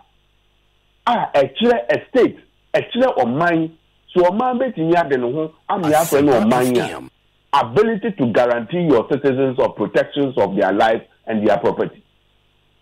And she said, Omano Bambo and some etosia. Now he said, we are getting to a situation I so bad. And the everybody in terms for Yimpa and French Ghana. Into Bambo dear, a queer so penny for no akabia. Making me a can say, ye after ye nisu kakra efa ayo also ogono obano si enya hwe yi papa na me no enu aso me sa kan statement bi na yeso o mampanyi if you o mampanyi aso ye akuya sa wa kan sa statement ne no kwani if you o mampanyi aso ya na eyese yinyina yetimi da ye ho so papa na enye deɛ na wo statement no mu amampani kan ya wo hu ne sɛ enkan wo sɛ free mampani wo enye emmoa yɛn you see akuya sɛ wo kan sa statement no o mampani ni o pa kira ne sɛ no makakra bi ene tochima ɛwɔ baabi na engineer ngu election no ɛhu kyerɛ entimi I say election no the beauty of election no entimi answer no entimi an compromise election no na Ghana tinya peja na nimonyamu ewo the democratic system of governance ye de abatoɔ ne hyehyɛ ye na kuya wo kan statement no a ɔmampani entimi ankyerɛ pepe sɛ taade no akɔsoɔ no Asempa FM ɛyɛ say woman no enmonyam because some crofo we no omonam ho as the private security ayifo bi o and womona it tarnishes the image of our country. Until we were expecting a very strong worded statement from the office of the president no question ni crofo bi gunani mu afi na so mampani anya hwe yie na sa no ma we etoto koso a akuya metimi aka na se omampanyi amemu no be kona wiye na sa na oma we kokoso a obi be twe na ko international court of human rights eba na sa no a for then if you say mampani eja nani e de bona baso Ghana omuso oye human rights lawyer ono de kumpre kon wodi animu ompani pafa anwudie enti die na ebe koso ebe ba say wo si na mamu akiri ne se wanhwe ya ebe twene de na ko international criminal court the Hague fo imu bie akuya mission human rights obia wasua international relations, wasua political science, biano, a background, especially in security. You need to understand fundamental rights of the people. You need to understand the foundation of fundamental rights and its principles. And human rights issues, violations of human rights issues. When you know a course sa nkrofo paramilitary foi ebobon nkrofo ewo baabi etata eyi MPB amehu no eyi ye president Sam George omuta na sum Asempa FM. These things are violations of the fundamental rights of ordinary people, especially during elections. Can no ma wait see a omampani eyese wunya afeyi se ayekun ayeno ayesan ekokoso say ya when say a day of accountability no one say ya wo ho ba chiro papa wani begu afre and some of us we are just sending a note of caution to our president say a man crofo enye ne say o man panyi yiwani ube yiwani a day of accountability no na wo ana yedo kwa akogina ba bi say bua watan ewo wa memu no ma wo ye ya atosin the violations of the rights of your citizens. When you say you agbe police stations ahodo ewo constituency eto aba wo honom ayawaso wesu agon honom 138 one polling station na sa basabasa yoy esiye argument MPP for dey ba na make akire wi na second na yiso omode ba ne say ye ka by election ni mu atutwa asemo a enye ne edikan ni bebresi wo mayimu na those days no na social media no nya meto ho media no nya vibrant said the head ha no obi e kan bi and the obe kan ba hu pictures hu video said ye ne ye hunwe no enti we nya de bi a che se hu enye no statement na e bi a mampani atwero se police stations duduwe emu ba akopɛ na we si wo honomo wo do hu ne se we na agensam ebi mada akura me nyi ni se ebia MPP ni bi ebetimi aka na yawo kan obi aka argument e ba no ebe me nwanwa os wo ye ya ni abokyere pone talency atiwa akwatia odododio akura ye ti wo man we mu ye nyina no ya monitor by elections akoso eye no kwasem se akwatia trepone talency any ahunko ne ba ye friend say Sefi memu me UFC constituency no be ana John Tia John Jetia Amanfi West yes sa no man nyina and my election observer from 2004 2016 na me an observer meaning a course and to see a bobosa no man nyina to say and ye course so I also go no and ye no nko ane by election na no kwani ye ya atwa nwura dia go ayi eno ma so eni kwan se sa no ma wi ebitimi sikura wo Ghana hasa se nu ani ye na no ye hu ye I mean one san krofo ni bi da ekura me jiri pa se wo hye adwuma yi ase as a radio presenter no amenim wo nyenne ebia why election reporting da wakwa to say sankrofo we a wo mo hye ka motobi no wo mo atade ene wo mo bi ada sonko e wo police station da ubeko police station no ubehu ni say military ni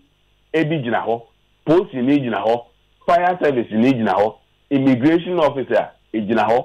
Uko yenkura ase no a, ubewu sɛ prison service for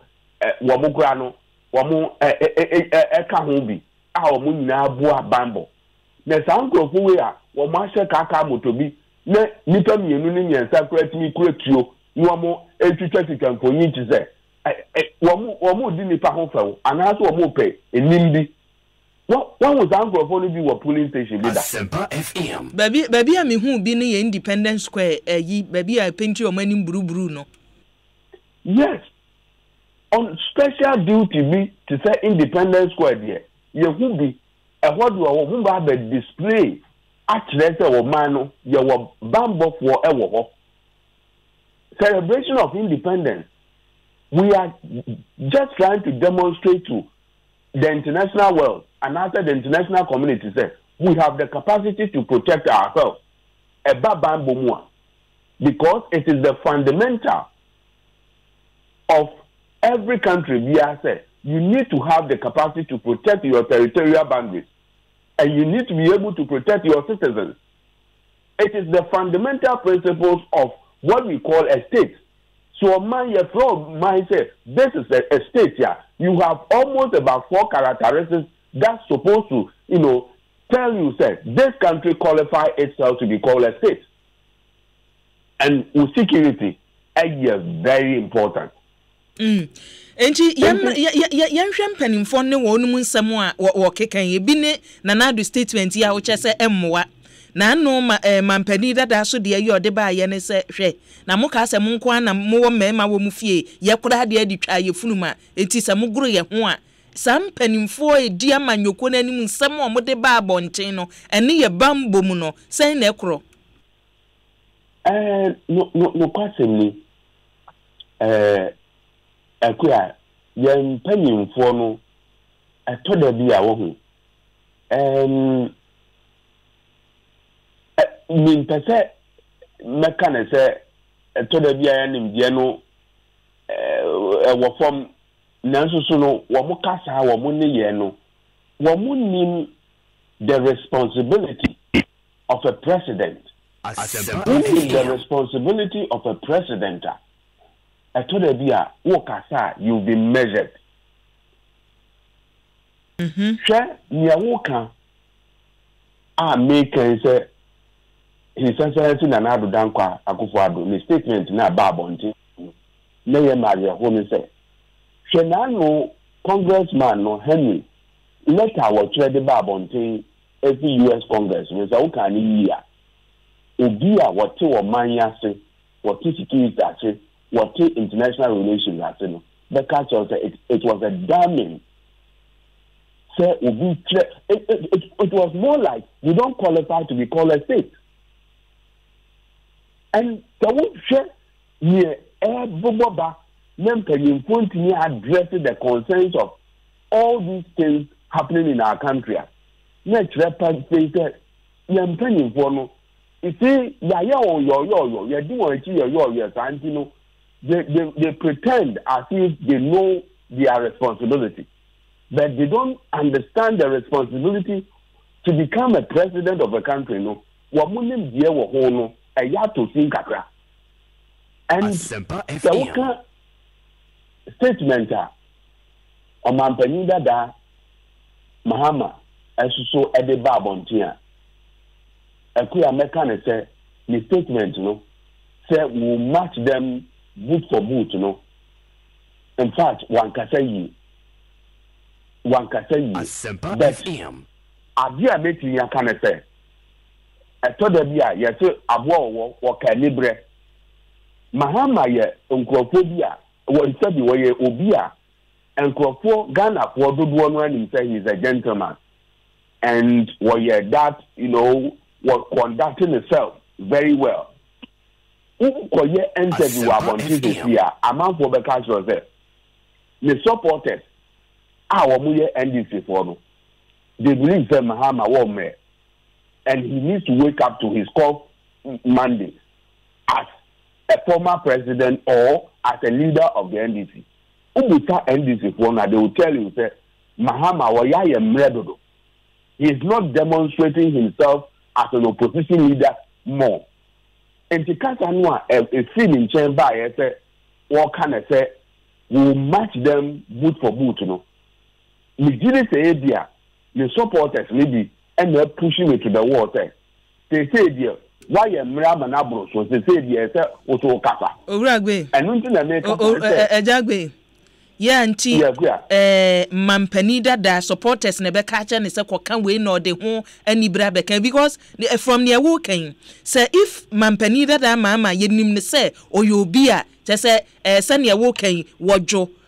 one yakikao. Na, Ghana for so and son of Mampani short is you better na so no. Near Ghana for no nim and Nampani for be can say, Mammon to man on any stress dodo, or ban she ya, chese, or bet chini peg more big say. Beton ne woba ye wo mo ochi omagum kura na fe na bi asala ya wo nu kokoto ne ebi kan sa na nado ani enim no opposition no nyo onu nie enti se ne ye wo se mama so de wo kan se ebi an supporters ni bi an nado so supporters na ma onu so yese wadwi ya na se sen wo mo supporters na dictate mo mo the demeanor kura Mahama every kan sa asem no me share video no kakra bi meti aka na say this is not Mahama. You need say where gentle or Joe and then ban. A coin of facts to cast a grant. What your voice in a grandpa? He was not sounding as a passionate person that will make his statement. For me, make me can say the supporters, and a piano, a cabinet say, Niabanos, one cabinet, a beharding. So who follow social media now? We regretted to be, NDC, whatever. And who say, and more cassette. We should match them for boot. I do not think that Mahama, qualifies himself to make such a statement and say, we should match them for boot. Nema, everything, Edano. I don't think it's a back everything Dubai you so making him for Abbas or no walk with Jinamo say, your match will be for good. Let us uncle and what inside to say they should match MPP boot for boot. A balance as well and go for the brain a bit prepare and now go for the brain or more Ebeka. And say, Okako will be or visit the Senate and to pay no visit in India. Anybody can do it. But I was not expecting that. For that we should match them for boot. And next statement na papa. Yo, boyen wo vigilante fo yi ho. If he say mpanimfo bo sha wo ma hye nyina no se ne ye nwo ni say asa wo bi ya compromise. Free ye man pani so IGP so. Ye man pani asem ono kan ye say vigilante fo no ye betu o mase. IGP so 2017 onso ne de be make sure say vigilante groups ni nyina no ebrofo de ba ye be disband wonu mu ye be yi wonu mu nyina afiri wo enna ade achi bi afoforo ba ne ya akoye no wo bisa parties no mo so ye party security ebra so say sa vigilante groups no ye omo nhyehyɛ ye no ye mfa emra bi nto ho na yenyi omuntum ana sa yanya ne David say yebegu no obi antumi ngu no obi ya benefit from vigilante groups ti antumi ngu no ejagbe yanya den akuya ma men kan say wo o man Ghana mu enkrofo a ana se nipa mienu a me di nka ho first person was started kan vigilante groups hu asem Dr. Kosieni wonu fi ho a metimi aka se me na me toso enienu ya bomoden esinkete aka these vigilante groups the emergence of the vigilante groups and some bebrebe and sana Dr. Entwidanso this young nipa we nyetimi aka vigilante groups wasam and 2016 akuya metimi aka say your organization Ghana Institute of Governance and Security you training over 100 vigilante groups ewo Kumasi Abontin you call your seminar at the Mawo Golden Bean Hotel eko buaya and sana vigilante groups no omo so ano omo ma efa election you know omo person omo essence no ma ye bomb modern ya training won kakaka kopim se ta no ma no etu etwaye meba mu train vigilante groups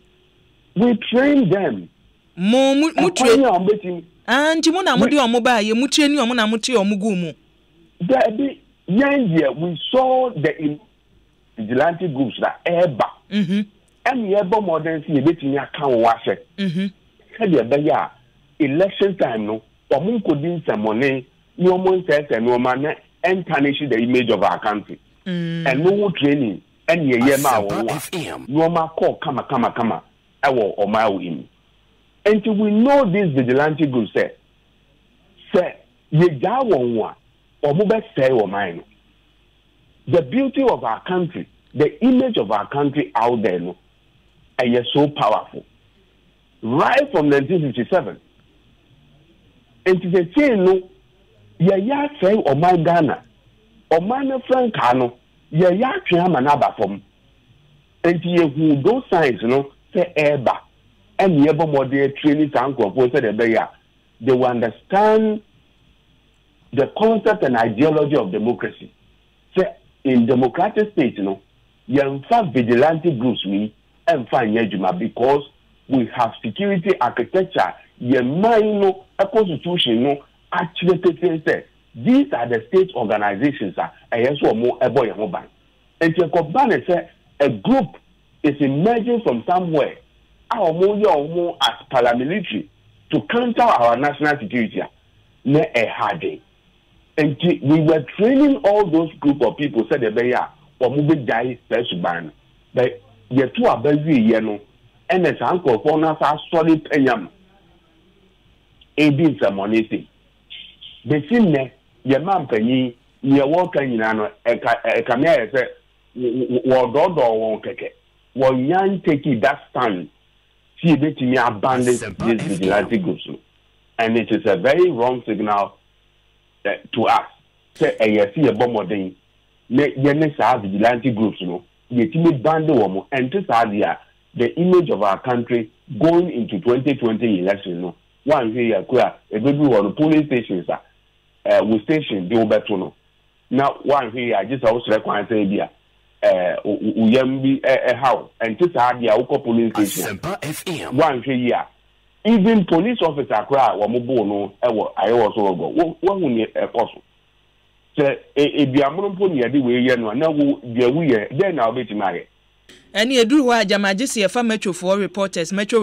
no more report na ye hwe ni say you from near wakan na chese mampani dodo ye kwa enya de se vigilante groups no wo betumi agu no IGP so aka no so antumi anye but wo so analysis mu no wakan bibi say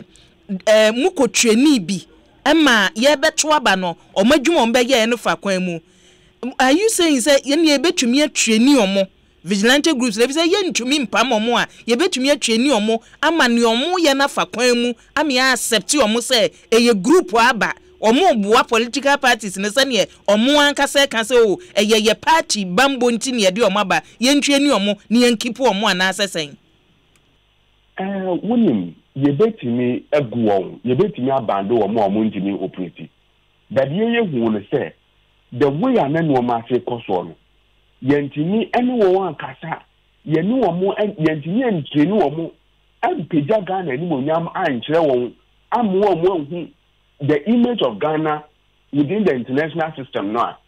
we were trying as much as to train them said the beya omo bete amemu ene ntoto ye ase no ma won say there be wo mo suban a wo mo daddy no entimi moa emma election no enkoto thing e ba ne sa no a so mo strike no mo bubu nkrofo a e be tarnish the image of our country e ba ne sa no a necessary and tell we saw it long ago and when you bob one e can say sebi the why game ka okrampo a to da bia yetimi eteto yetimi saw yade e ma ne yi and when you see that na engineer to sa na mo no say the be ya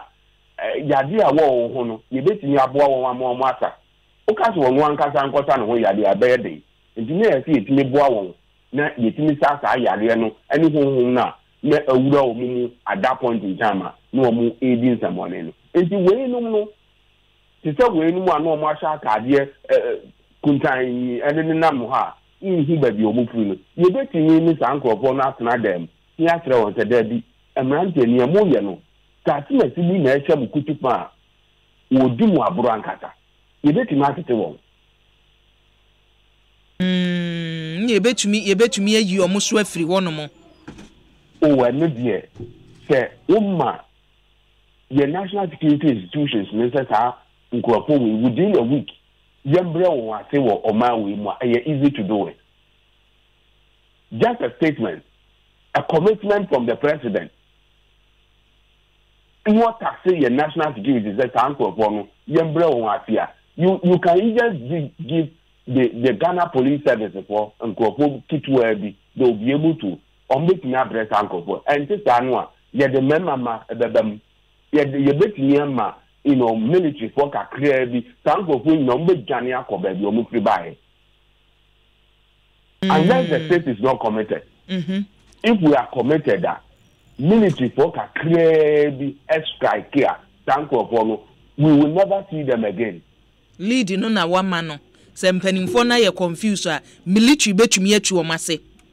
Oh, and anywhere, every 3 days. You who vigilante group with your best sorry, queer Philippi, one more baby or better, I won't pay. Obey Janier, baby, or tear. You mean Sanko now. Ombe Janier everybody or moto. Ombeto womu namu Asempa FM. Yo. Eja ma na wase ne mfansi ayede wase epo no epese esie no an esie no. Nyankopon hyiraw. Asempa papa. Abusia mienna owura David Agbe ase babambo mu a pani bambo mu adwuma na woye wakwada ewo bambo mu ya wono ene executive director Magana Institute of Governance and Security enchemu na wode aba abeto yanimo ene anope no yede aseda na emano se Obama edi we free pokwase na eba o se mebo mampani abaso ewo anuye ntentem so de abafa ayawaso West Wagon ne ekoso ewo hono watumi condemn situation no ekoso won se niema enye we kire se boyeja emo man no eti ne topic a mu be discuss ne mbe ye nyina ne yesre yemo man ni kane na ne ye bia no yanwe se o man ne kane na manyofo so de ma ye ma wo kwan ma wonumu mesei o man Ghana yetimu asumye ye adwene ye ho Bobby Big Boss so de ni teacher mante en wode efre wose akua mame mo Madam Lydia Alhassan abaso se ye yinu se emrahye badwani mo manfo ye obo ayawaso West Wagon na menie minim ne se wo ye oba kukudrufo adwuma no obetumi aye ni kunu adwuma oye no ne ye ka ye no wo meto aso emayen na atwitwasem ekoso de hwe NDC fo na exaggerate niema wokeka na insecurity entwodie no wodi ye omudi nkuguo na hu dede ye no omoye no chia Ernest ya ukumi emame Bobby Big Boss de odi free teacher mante eba ye eno no Sir Prince said we free ayensua no na eba wose yeda NDC amanyoko no ebi wa me the leadership no ase so wonum take such a bold decision say wonum withdraw from the election ye course na no se wodwene nipa nkwa hu nipa nkwa na omo dwene hu na omo ka se da bi se nipa moja beguo de da bi yenyai eti her leadership no me bo maba so papa na kache NPP for my say so ma yo madwen se tutura sem sei ena omo de bekwa abatuo mu a enya de se beboa won Sir Prince ede efri ayensua no ena ebaye Citizen Francis MPP Facebook caucus so ede eni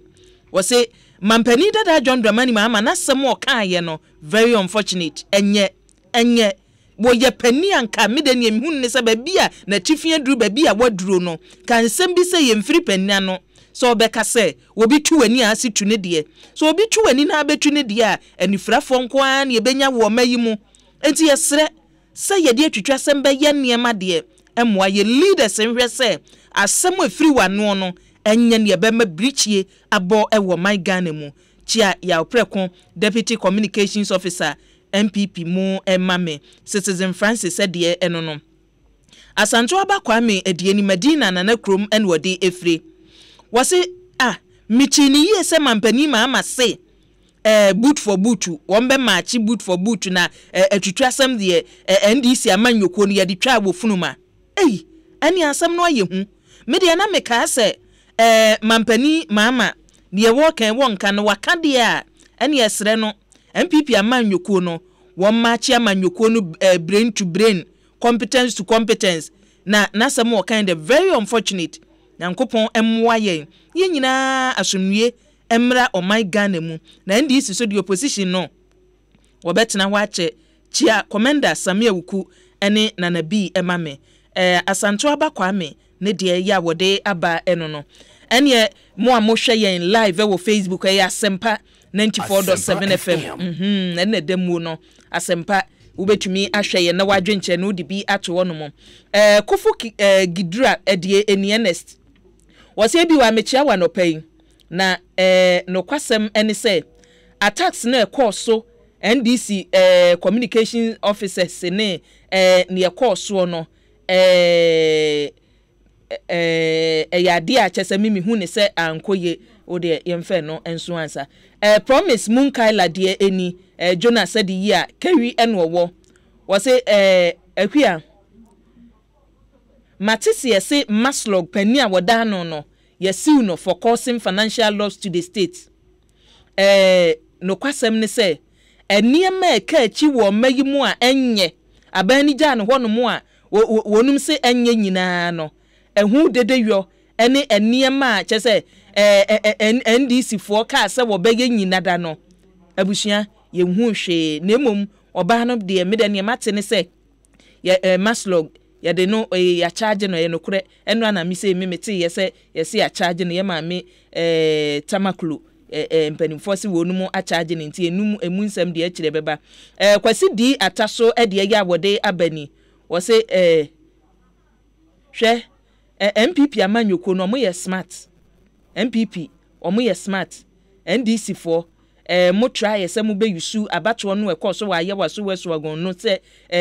dress rehearsal so se den na MPP for so mani eda ho no mo atadi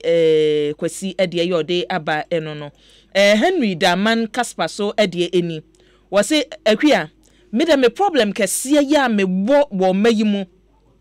eye TV any radio stations wo oman mu programs bi a chese emwa ma oman no ntumi enkwa animu wo hwe se ne nipa ni bi sikasa wonne hwe ya aboya ye ma wo fan ema wo ba ni nyina ka ho na emwa oman Ghana eni se ne bi betena se a descriptions yi obema yesre TV ni radio stations no so no mommodden se mo beboa yen information na mo pesa mo de ma ye no ye hia professionals so mbema ye information ebeboa yen nenye nipa obeba betoto apapa so Henry Daman Casper ne de no ye da seminua e wo de ya wo de aba Eriko wususo edie enie wo se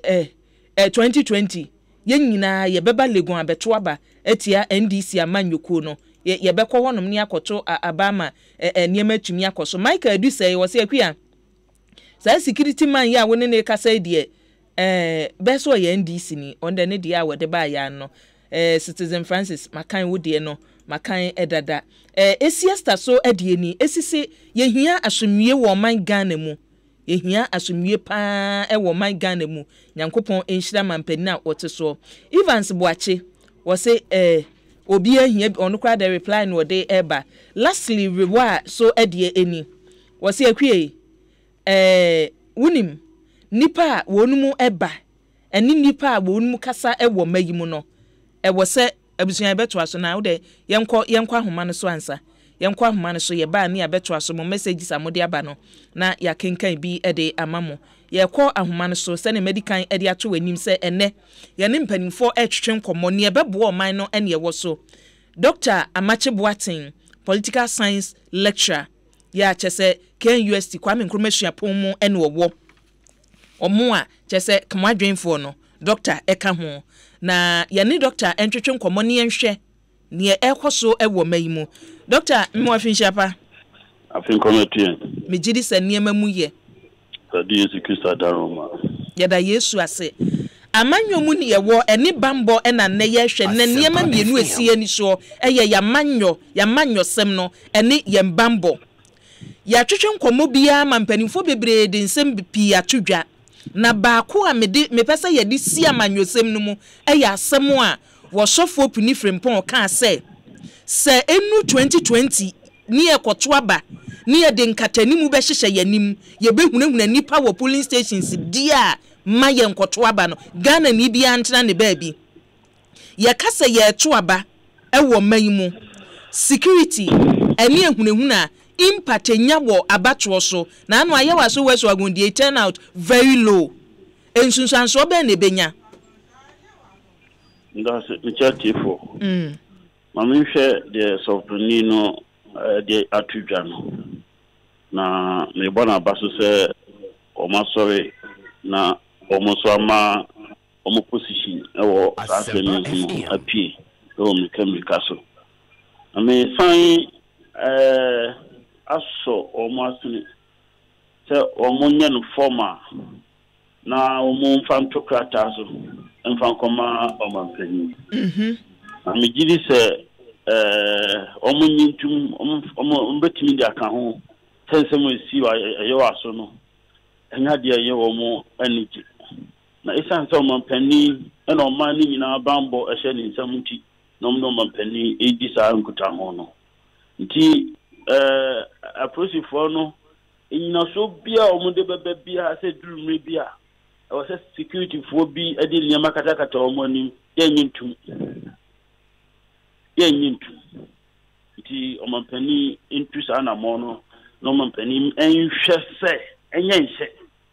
as we be Emra or Manumo. Any pack a crabby a coto abano, Asama or Canada. A bit me, I want the fire by the breeze. It's also when it doesn't mean now, opposite can was if you say, so we share send your batron with your voting party no qua, your Becca say a general election say ye two about may you more, and ye nipado na koto, and Tinon turn out to no becostro. Name me sign say a year by election one constituency dear. Turn out to no question no still I didn't say where send you ya aba from more near course so the two are ye two ye did you a course no and ya impact wa about one eye to ye so Damasi and Ukraine is Mimi Gidis about one and that's your G2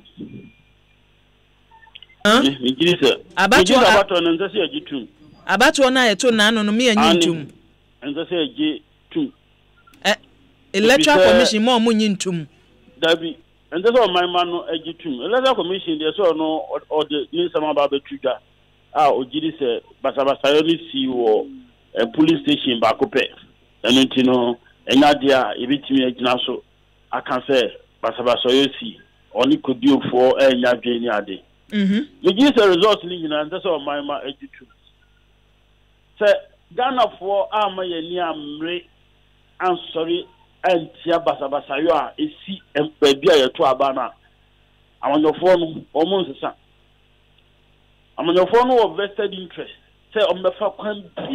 more pay so I didn't couldn't about to now the crimes also says Abraham if you 1993 about a summary and the crime cost so abagana a chain in Phoebe Brabesi Kono. And so Adebako who here on my papa or my music as them in such a soon could be answered that my I want you that's over my Asempa FM. You know, and say about one ebefa or yele or how be a prayer or my ma. The ordinary person and be the told one only come up for the and I'm sorry, I'm Yenny Amrea, Dako, a bayer petra, yet to a good form, nay, that the sum precope. The better you na fe o man Ghana no ija dem na obi ese ugani nti o se ani bre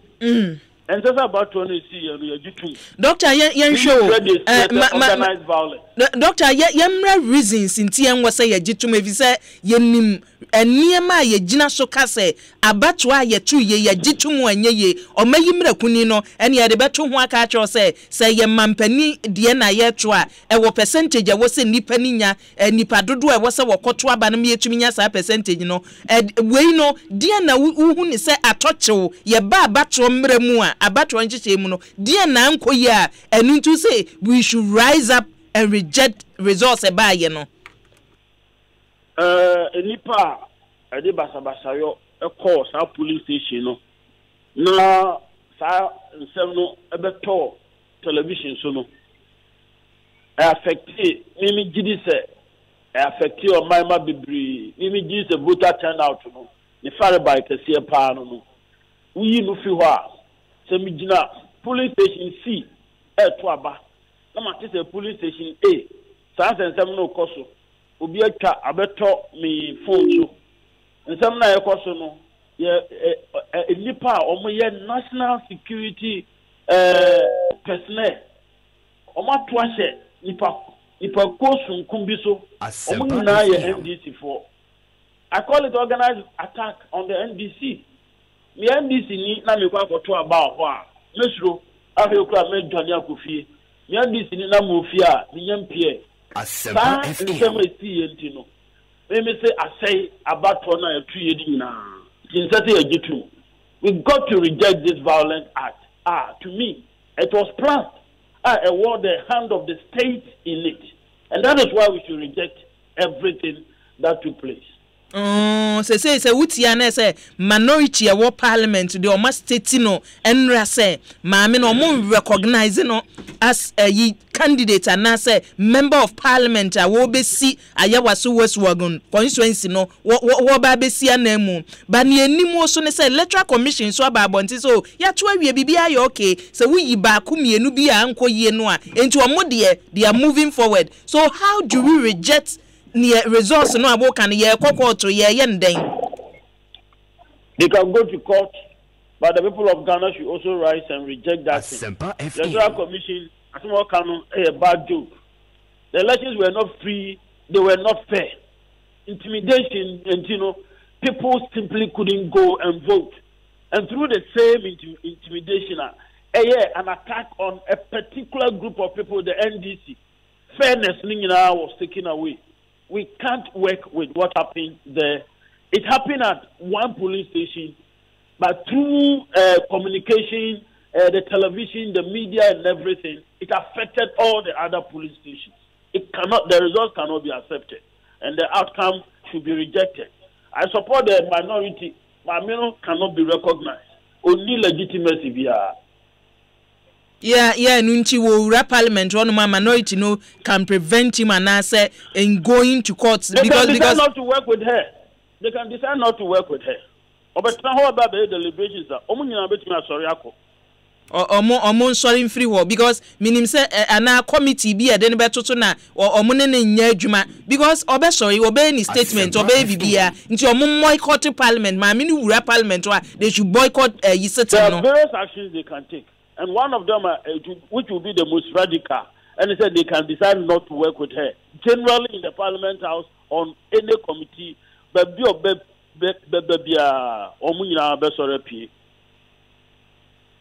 Asempa FM. Yo, Doc, yamra ya batwo ankasa so. Enne ni ye hui. Eni nsunsansu ebenya. Ewo 2020 abatro vise we ye katewaniti o ase ewo akire ni akire ye keka ko 2019 February ni asimu yi no 2020 ye koto aba enne ni asi se ne wankasa waka se ne ye course no eye intimidation intimidating nipa bi abo nipa bi hu ti o ma ntumi ankoto aba enti 2020 no national security minister so ama ye nya ne ntie se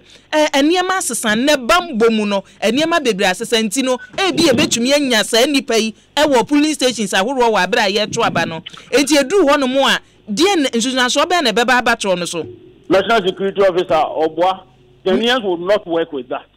He's not working for himself. Kenyans will not work with that. Sa abatro yi na okano eniema asesano okosua no fahin if you are fahin fahin if you are fahin ye to aba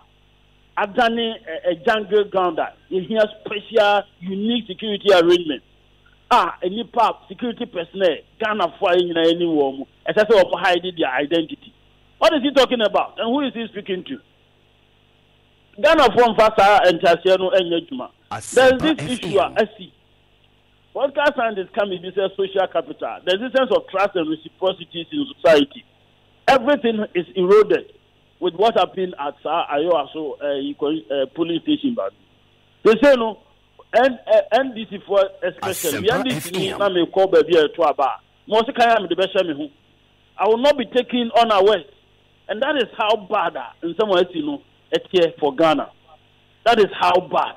Doctor. It takes time to build confidence. Doctor. It takes time to build trust. Doctor. From your work and your drew and pempen so say what say the other political parties should protect themselves on fast kind show more. But if I can't trust even personnel from the national security, what should I do? We watch on TV. Some judge, why a member of parliament, we can't respect and accord him the basic, the minimum sort of respect, honor, or say a demand. If he could be beaten up, then who is safe? So if people have to, you need confidence, and one more bonus, members of national security. So if we don't have confidence from the state, then we need to find ways to protect ourselves. Period. If the state cannot protect us, at the same state, and all attacking area, then definitely people will have to protect themselves. Look, this is how dangerous implications are, and it has taken away all the trust from 1993 to date. You are building in our electoral system. It has taken everything away.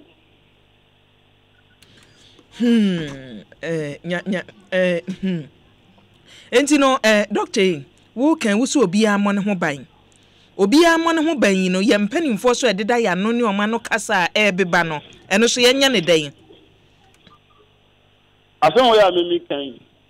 I'm not the leader of a political party. I can say it. But if I'm a leader of a political party,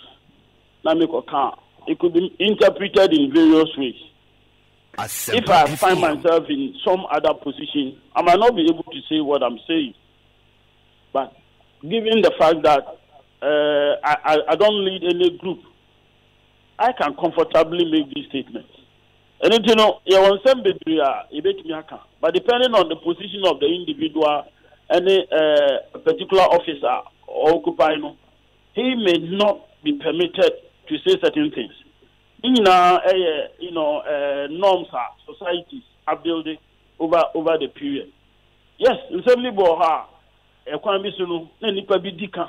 but based on their position, now I say many people be etimi kama. Dr. Mienfonsia. For the opportunity. Abusia penny ane ne twetwe nkomo e wacha de wokwa me nkroma suapon mu Dr. Amache Boaten ane ane no atwetwe nkomo no ntine wode atodwa no na megidi se yebesua bibi afa bibi ntu so ne yebeboa wo no na ukitam ne nyina yede pem kɔ yanim ma oman no tumi kɔ nanim obia mbanimfo a yefrɛ wɔ na obia ne de ayode aba. Dr. Amache Boaten say ayawa so West Wagon by election ne course no chese ye gitum enye ye baabia ha minority so ebi omuso nimpna ye ombefa so om da ne om kan ya ne se wo ba na omunyini ntum ne so no watumi a kire omo ne omo ye beboa wo mo eti yeguso abusua Asempa 94.7 FM so enie kukrantumi dwumadie na ne yeguso ayede ebre wo ne no yayi panimfo ani wosi adwa no afiri mu nti ye ne mo mo hwe ye mo amutie yen ene ye ne mo edi dwumadie base ya madwenkyira amode ba ne edi bi ato ho no mo na se wo so waka wo de enche ye bebie nhoma no so na wo so wadwenkyira wotifie ne ye wotie nyina ne ye wode ba no na wode aba na medika aka se ye nyina ne ye nyina ye manti enya me akua minti ye manti enkyiri manti eti uba o ye wadwen so beto bombo wo be ka sem bi a ebe ha ye pe o ye be yu afrim ye ba sumye mu na chese ye kɔ ye ba bi tu de opese okasa na si a mo man ni nikan na fa beto ma ye na chese enema enkwa ni musa uncle to the way free spinter na eba was ye kwia pani amache boaten a woni ne twetwe nkomo from day one mimi nimu no ade bi e fama pani a wote so ehu no enye ma no eti ne wo ka no enye me nwanwa kura enye me nwanwa kwabna sumani asamwa so ade eni was ye kwia die pa na tese ejamate boa amache boaten wo pese ye hia free ne wo kan ye mu eno ode atwedwa no wo se by election no yan reject wo se kwakuso ade enie wo se akua wo guest a woni ne kasa se sia no de I disagree with him mene no nya dwen kwan bia so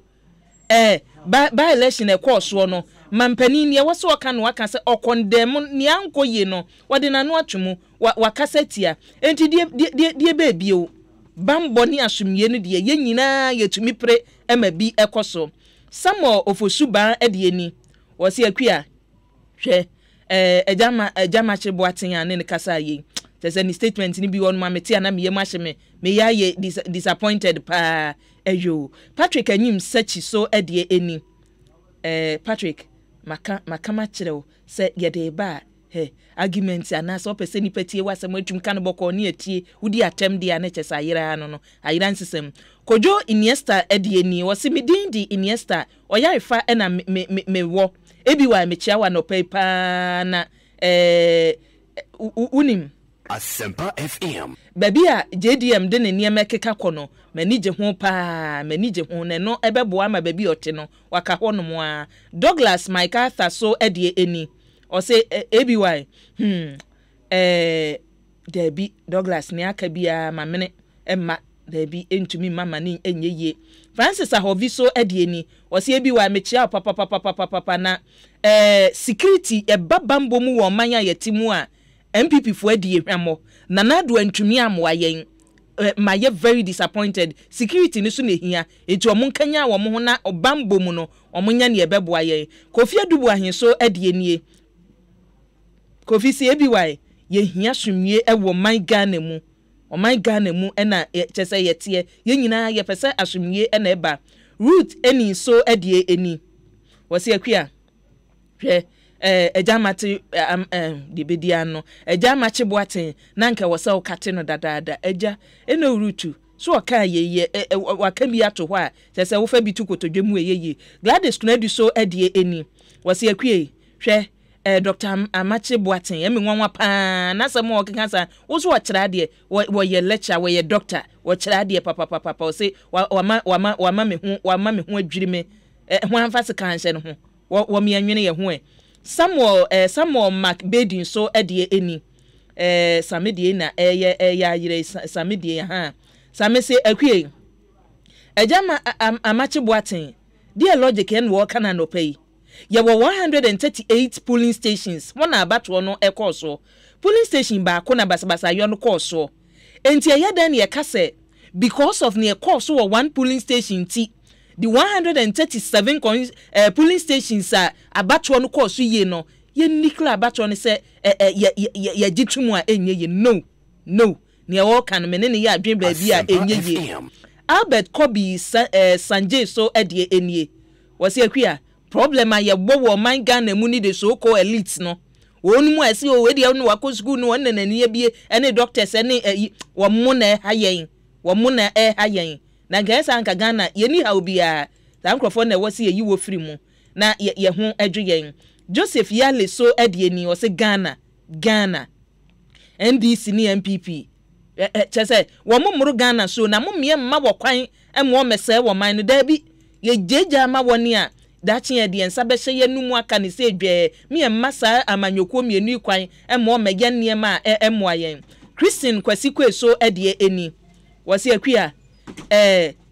policemen ni se nipa nyina free education ye ma wonum nyina free education emfa maska ye hye no ho efisa se nipa ni bi enti ase papa abusua ye mie homa no entum na ansa ne yebekọ no mamehwe na yenko osofo amu akwata ho no mo sofo penna woda the Lost Parliament asafo ano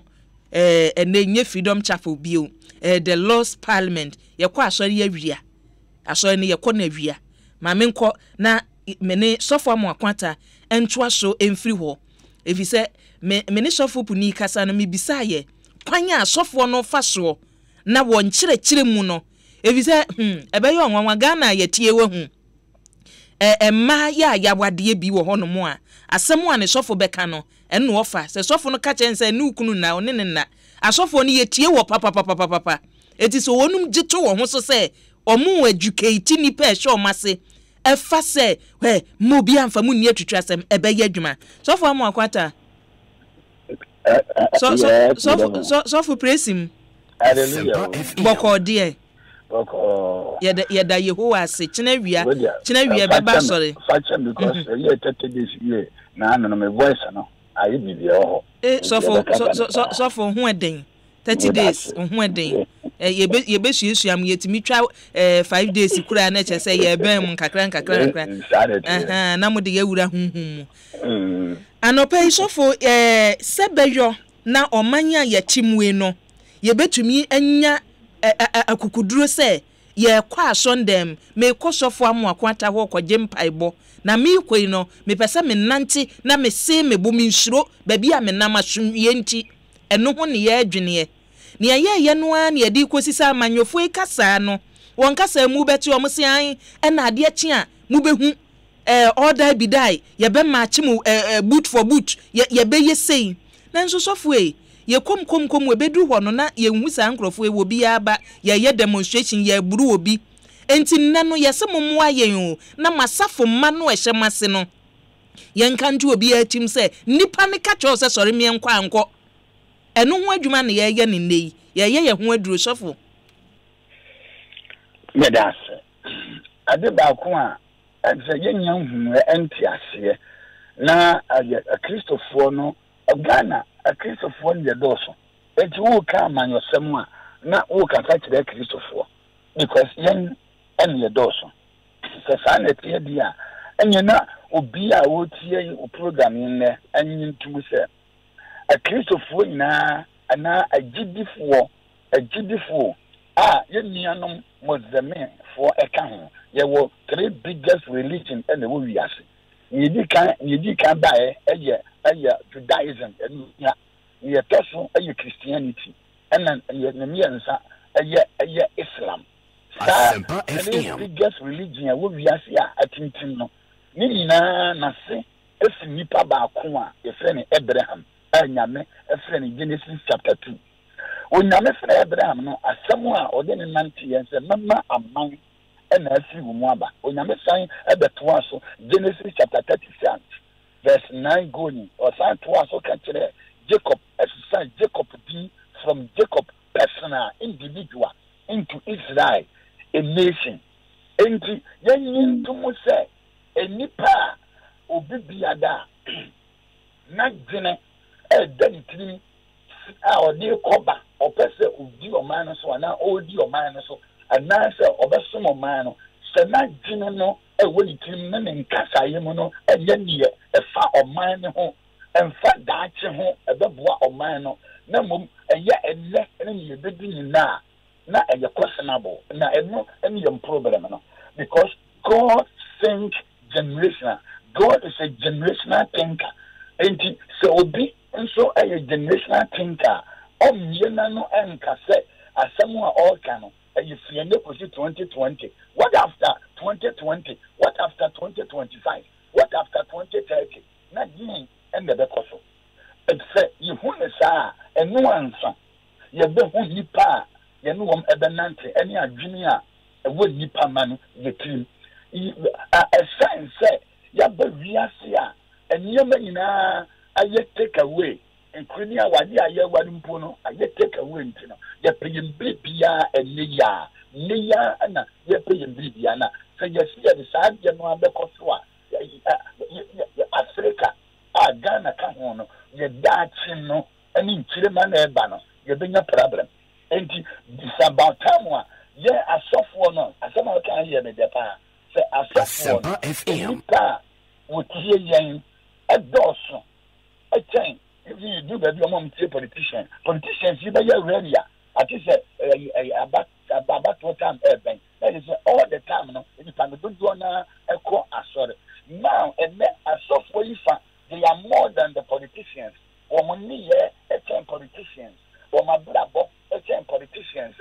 Politicians that pass on them. I just say election time. No, I don't know. No, I bet you I said you back. Or I will see what you do the next 4 years. But I said, you know, I bet that Yaman could afford any assurance. Only that judges,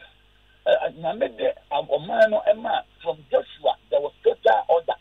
And Moses is and a Joshua by Joshua, there was total order. A man who could judges and woman say, Israel man, and when Yame, or somewhere at the same one, or then the prophet in order to amend the king. Somewhere bless you or man would do it. Well, because somewhere now kind of correct, somewhere now from man with a penny, with a one you, or no bias, or could you politician, or my politician, you man a car, or to me defend your man for so many years. And let's work at that, which you use a software radio, or belong to this party, we belong to this party. And as of one, the politicians and this idea into their camp. And to Asempa, you can, and we can Kenya, as of one, and Cassati, the new year, I've been a bonnet. Young country, the Pamanoa, and what woman by a sinner, and Bahon said, woman call Yezuma, and let me put us on them, or able to number, and let me put us on them, or permit years to come. Young man is here, and my politicians now, and my young man, Uncle Swan. Who knew baby, or man, baby, or Oka, or beyond the United of the food from man, the African and Ghana, and the sunlight. Asempa FM. American baby, British embassy, and your contributor. Now you call me do Julia. The idea to say, American baby, or we give you a day. Bank of Ghana, Internet, can get your man and Yaki, I'm watching. But that's one of the food. Young man is here. Young man is here. Young go baby, I'm looking at young politicians, no, and yes, yes, the other two Ghana. Young Casanova, and young Dofu, and Papa Jay, or didn't move that. You know, Papa Jay didn't move that. It's some manifesto. You move that, this one manifesto, and that's the innocent thing. It's a party, the other camp, and you put the other camp, and your man will have a coffee and after. And you're yet to be a fat Ghana, you're kept to be a fat Ghana, then junior man who first, and not our secretary. Also for so we share adianis ni enti asese ye pese ye kamofra ye kamofra ye de mu hyemu ye pese mu lead ade no maye se na wo kan se 4 years kra na politicians ebeba the lost parliament and me gidi se bia ba ku mienu bi ba asore wono mo obada mo so se na sa yi politicians ba ye hohore won asore no mo sore mu nyina mkwakire wose wetina ha se ne waje animu dia ne yekato omutimu omudisi abonte se da kokora na oba so dem a dia ne yekato ne tim ene se biribidu ya ye beto aba ye se okay political parties ni nyina no ene mo sign peace accord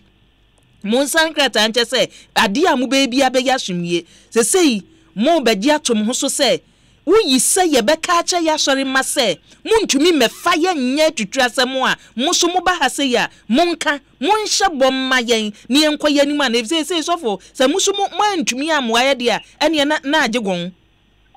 da foi onipa o mo handle omete wo wiase we nyina as a politician power essentially about the oba so dem a essentially about woni se nipa ya wo wo so ya am people time and ministers be wo ha number no mo use to mo opposition the very day you talk about onya you feel no say o me ye MP a o ko that ya ye ti e sa number na o bi afa na onya mo asofo ekura wo mu mfi mo I don't ya dan wa mu tse Asempa FM o se fie kura na jo mama wonna o mama wonna 1 o'clock 2 o'clock na me o mo frɛ because of nya power o be ko ba bia yanko in the name of power na power ni nya bi no do foi wonni mse nipa o ma so nyansa da opposition politicians almost nyansa opposition wabatana so yepena ni yesi yeto na wie no afa na ade we yifu ya ade we yifu ya some politicians bo mo bra some bo mo bra na I believe that it's about time wa say they work and so for no ye na akoye bibio why because your woman mu a Europe ubetumi aka wofie ubetumi aka nokore aha nse de wa heya wo kan ye the next ubekọ ya to afọ nde na chese womenity no ade bibio wa say that don't so nemre mu betumi aka ma ya be yese ya to wa so de mefi se me religion kakra me ye ne minim ne se so fo yi ye wo bi wo hono mo a bokọ ne ye wo radical pastors ne so wo hono mo a on the free tete ye wo mo wo ho a wo se meka madwen ne ye wo se meka no sabri no ne ye duru mu o sabri efi se approach for ka kire ye se wo mo no musuro se ye be yi no afiri ba bi a wo na se yi politician no na appoint me enti menya ne den enti se mo so mo be ka kire se ye beto aso ndan mu enti won kan no Asempa so fu no momo ayen ye betumi edofui ye betumi o na se ya wo kan police for the end meti ase en kan yan enanka e wo ye wo man yi mu na enipa bi ko radio so etimi sapan so for panikina ho edina tem why because on the country say wo so for no why respecting wo say so for now step into politics ya ben dem wa ma wa say ya dem and say ya dem tina eti se enka politicians no a wo no ebe hu say wo mo tane only 4 to 8 years but so for me no ya to no so aba and na wo mo disa opuo no e ma so for penfo ebuo no ma Christian council that is cancer that is where ya wo mo ma yen free ma you me about but a group na individual na nko a wo ya say wo be that kind of radical nyama da ha don't get me back na nyama da ha ukakra where because you wo mo support this ko and the person who mo ni asu so no e be ha gina meanwhile also you have a mission ya me e ni pa dinam kra akra wa I was saying to me every year we missing here on earth that is another problem the police need the idea that we not on another branch that won't well and that is the problem police need film akra ya the court mari also was on the back of the parliament now the back of the community parliament na ko ni da to we don't say that I don't say do the idea ye ka na la ke yem wa se akra na se ye na nka wo makwan and you said ye the poor ba when you poor e ko asom them ye the poor ba ye monta you ye dina ni biro and na dana ye and ye the bomb ya dey get involved Christian council ye poor ba ya Christian council ni ba ya then Christian council ni ba ya ye di yan ho ye ka di ye beka and ye beka na ni sa ka segwen and ya to Asempa FM and find so much you say as Bible say owo ene npa e wo ni packet the matter and Psalm 102 Psalm 102 verses 2 that was say let the redeemed of the Lord say so and the woman here project in the 2020 no they shouldn't bring any devil but yes one can say and now one for man no and bring all the demons Asempa FM ready to enter into Nigeria. Why? Because of someone Nigeria of Africa. If you try or my woman, I don't even the next year. The same demons will come and attack. Now, the new guy no more will you tell Mama that didn't see my way. Also for mami fonsi ana me na wase na monnom ye se ne masre wa no pay no efise sa wo hwe ne course wo wonder nipa edwane ko sha asori dem ye kokun wo mo wa asori dem no mo ye kokun nipa no wa asori dem o enti no ajo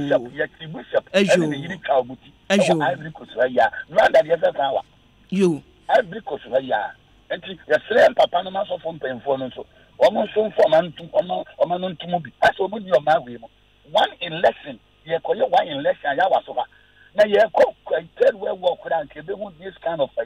just one election that so for papas no and omo papas no omo ye den omo ni adwane akoche enti na NDC for say omo de nkwa na mo wa no amode ka no eduru MPP anu makama no atum ya kianu ntum dabira bi nya say amu say nya no ni ya ka atum ebi ni san ya ka say Bini sɛ yɛ kasa no one just one ayi homete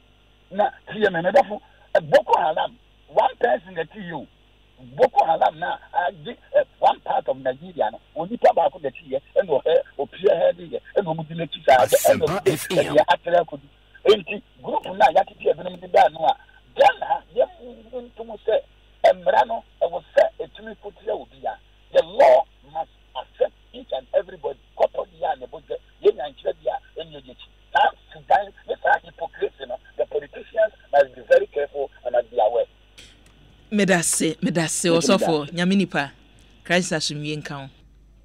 abusia osofo amoakwata the Lord's Parliament and ye wudru mu ewo odoko official town ho no mu a asonda hyem mesi ho no mu o kina wia na onum kwa asode osofo ene ye ne no atwetwe nkomo no Prince Owusu agemanse etoda nipa bi mpese wonum ebeka nokre ede be security forces ebi wan ye hu ye no invisible forces ye ni modada ntimu ya nwene ye ho eriku se kwada dia soso ade ni wose ebi wai action na take place wa ya waso na wotwe etwa amue no enye yesre ye mpani fomfo nansi fom no wonye ne ebeboa ama oman no atumi akoso dompan no di we free malam na ebo se akua NDC amanyoko no hwe nya atwem double standards and wonu exhibit wo Ghana hasei political violence ya chese wonu esu wo ho dompan no equalization no na wo de ba no ye tu ase ni esi dada ni esi na ye tu ni nyina ase ehia ye papa Evangelist Nicholas Nketia wo say ebiwa mechiawo ye hia somwie ewo man Ghana abusuan ye bie nhoma no atum betumi ede wadwenchaba 0302 216545 0302 216545 na 0302 216546 Coach atukweso ede ye odi abani wose mechia honorable Enesatha ya wono ene mayor your war Cape Coast akua NDC amanyoko no se wopeso Ghana fo nyina hu se Asempa FM womo ene the alternative ma NPP oteso amanyoko edi a ene amusuban yomoda na di na west ene mankoyie so say ya so no mbekọ ne de a ene opposition ho no mbetene fi so omoteda soro ene omokekam ena weyesi na weyesi ade ombe ya mom party na ya attractive na amanfo ato no womonye mampani dada ama so de na sem okan ye no enye kura mo nka bi sa bio Coach atukwe de no mame fa frefo di kan hello ami minua pato agbedefu no kasasi ni ma agbedefu boko de o minua to asomayen ade ekoso ayewa so no mamu ma yen diago ade na ehu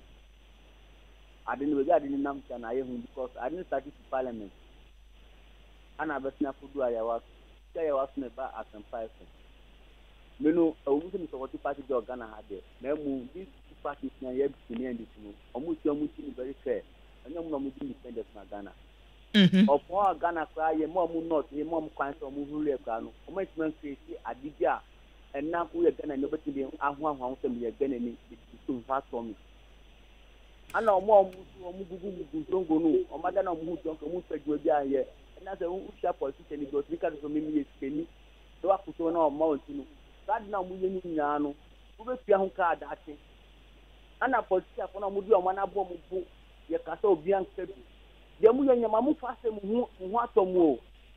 adige se kwati be da ni nipa ti adako mu hu beti mu mu be frenya ko on ji futa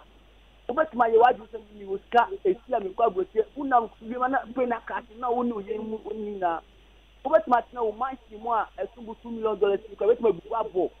eye easy mamu nya mu hu se mu ni nya sa ti nyankopɔ entunu be ase ayi ni ko ni de obi a prepare enzi ye abusian non craba ponsima adunum hello Asempa FM hello enkanso modika na pomu ya mi adom o mini abe mato asomayen olaga semiti a woni so enoma ekoso wo Ghana dinya entity boye no ja olaga ejama mani di hu agro no yenka ya mimu no kura pa se yin yankopon no de nsato o mampeni ma makoma so ani NDC penifo no supporters akoma so a Now we can no more cause for Ghana get this for first step and this to one step wa. All again e ko mo nke get the bu. I didn't say that all again e we have to me. Say ya me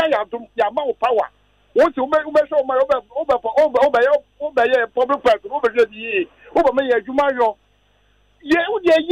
na ye go ye na ye ba sumu ye ba kata wo ye mampenya sumu ye. O ma pe all again ma me ma de ba ko pe.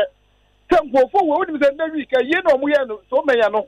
Ye o mu ye na na ansam ye o e na say mo. Wo me ye du so me yo go do ma free. No le get ye ko mu e be ye no do ma so no. Ahona say masa bi bi sa ba ko pi. Say masa then you move away there. One else, one of the authorities here, and all again. In Muakwa, the man, no, that means himself, I will move all again to Jamaica, but this is a within Jamaica, you never go to say. Says our part of the idea, so called friend was there. Commander in chief of Ghana was, no, you feel to Sukwanda, young friend, it's a very little to know. Yeah, that's it. Hello. Hello. Meaning, I would any baby are free. The part of Wapum today. Adum, Ochi. Ochi, Abunim. Ochi, Tradomai. Yamisha be watching. We shall so. If there was him too much, we do my Yamisha. And if he more than command Ghana president, and another than Kufanya Kopo and Kanisha. Ma, let's slow.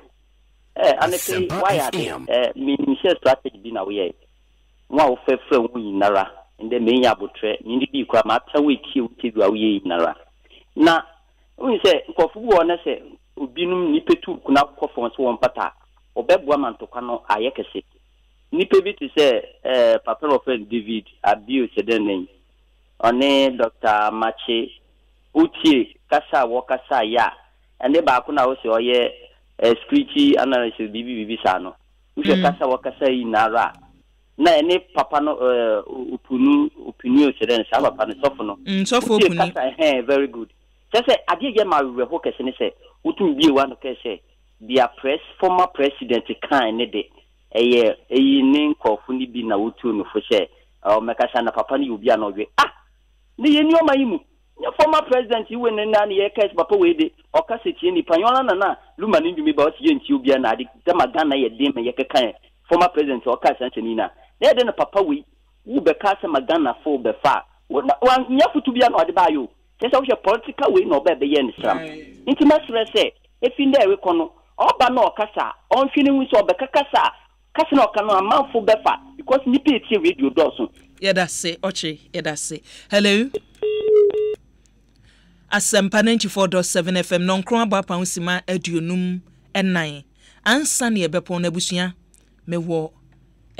announcement kese pa edema yetiefo nyina mesre se Asempa tiefo ye Asempa atiefo uka ho de a ma wason enter ha say ye wo announcement kese ya yede ebema mo by 4 minutes time me this announcement no ebeba hello Makia eja Makia ya friend Gideon me kase fi abeka yo Gideon abeka for hu ya mini obema to asoma ya ade ache yakopon ohiraye ye beda nasi Makia ma me for video so na me ntia wona bo abambabe na me nkankyere branch executive ani council executive there e black so say ekokoto aba na ye ne be ye adwumaden ama party na ba power nso e ba ne ya to agegim papa we eno ano wo ka ho asem say ye nti no wo ba na ye adwumaden ne party no ba power o ma ye nse sipo ma mepia MPP for ma me dem hu say adu we hu say 2020 we ni bibia de kire Ghana for enti de obetumi aya ne say obetete sa enkofu ye na mo from vigilante kura na ye na me ntiasie mapia vigilante nye se na omutie o we mu de ye titi wo mu because ye wa ha to no wo position mo ko fa nkofo fi se bia ni South Africa by se de fi twetwe ni peti se fi kum nipa ene be Asempa 94.7 FM so enie yemfa frefo into so hello Akia minia Matia ye ja o udi ni ba bia free Ampacho woni akwaku ba ko ni yo kwaku boko de Akia nya boko sa o to asoma ye be yi me da na me shira me tewa tefu nyina en owura ba tanya ma won tiesi en to ba ma owura ba do no me di en pass na nim on fa no ko posha sa ateto e to be twa okroma ba me be di eso a e to be twa Akia ada no asem esi ye na me wo hobi me so ma fa ho apira me kwa de obi anhwe masom obi antwa mpeka na me dwane ba bia me dwane afa me ti anyeye se nipa so oto de se ye de na me ti na da so ewo ayawa so weso agun ba de shi ho ade ne shate fi park na no ho park ne so ensentro pokura wo ho kura no obi a no mu dwane obi a mani bon ste Roland pen na ogina ho wo wuram kwa ne omo mpre nti kofo ni biam se no munni mu no Asempa FM ibi edimu kwa twitwa ya ye momu diliti efro mu kun so me hum lante miensa bia no mu dila mu a omo beto abani bia ye bo mo fry osu say de sanka ho nhyada nson wa bebre ntino eno na boa ho eno na boa me se ekoye se mabeti mo du katra ka bibe fa mani ate wro me ho na me su to nti me ana me ho so ha ba bia me dwane fa na boa me pa ade akọ to me se akuma akwa ba akọ na beti mo du pa ye akwa ne twe akuma fi ni boto mu no wo de why enam na mane to fom se tem me hunu bi da I'm a West by election. Na me wo bi ko di na o tumi enu wo ho. Me hu sa di ni bi. Akuma pa akuma. Mo de mo ka etu asem. Ye twa nipa ba na basa ye why na me say. Na we he. Hwan ye why na basa no we? Akwa no mo interview no. One of the station interview no kra. Na me hwe. Ye da se kwaku. Ye nto aso e. Hello. Hello. Abusia no nkra ba pa nsima aduonum enson ebra so se announcement ame wo no me de eto wanim ne de esori so. Hello. Hello. Minu ya wo mu na kona Masa Richard oni no asa wo sha chiri pa o. Minu ya ba woni. Minu ya no oni jaji o mo tutu. She everyone. Dia ko so wo. She na and young one said, if you are not asa wo maybe. If you are not political party, who would control the attitude here? This is everyone. What is that go for here? One ko this and kwasi asem we.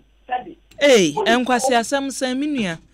Eno timi kan wo fe wo na ba radio no so de a. Ene na nka nsem hunu kura de wadura no ntoma kakra. Hello, minua. Hello. Hello. Minua ba. Eja udini baby afrefre. Mini aba mama kin kan pa cho ibi abo for this. Adom free education to asoma ye brand nti. Na me fa kwanya senya kupon shirama ni eduma pa o ye di bone na. Na ma senya kupon shirama ga na hele na na fu na ni pa penti ko ni tweet mitabutura na ando na kwa kufado abdani kupon kan papa ojo pon ko wi obi anya kupon kan ho. Mini aba ni ma e course wo ayo so wo so ko ho.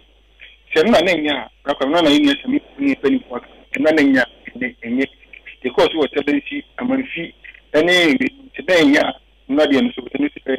enye but be ba me na once am pe bi hu interview ani ko fa yin na igina ipo mining kanko sena be am atumi se drop mi na ba so mai be say ya igina mo so e wuzo position kan be mi central ko central ko mo gina vision de mo na mo ka ben central no NDC4 you MPD4 de report to NDC report to NDC e na stay o man because the central you could find them social media but that na se no kan enkaye you know we any man na ko sia o bi na o kun kun pe gwa na central ni pa o na o na interview kun kun pe gwa ni pa ti am mu to mo wu a o si je no na o bi o di yan kun ni pa de na o za o ye e so ka se we ntisa shana mo central ni ko tan o de so o kan ya ni bi obi atese obi kra no o ye ku fa da ponti ti mo se de mo ye na ye no ye mo ko ta mo di mo ko ti me na fly ye fe ni mba kan da ma ni me ni na so iso bi ti na be ta se ina pa se pa ye pa se se ka se ma ka ti ba ka ti mi ba fre pa ni MPD no ka ta ko kan ka se nye de kwa na wo fa no wa kan o ria na wo se boni jenga everyday ba na mo en ye finia na bi na mo si mo ma mu si bi wi no bi no ni ho bi en na social media en ye mo na me ko na mo social media that's minua odi ba no abusia mesremo yanya so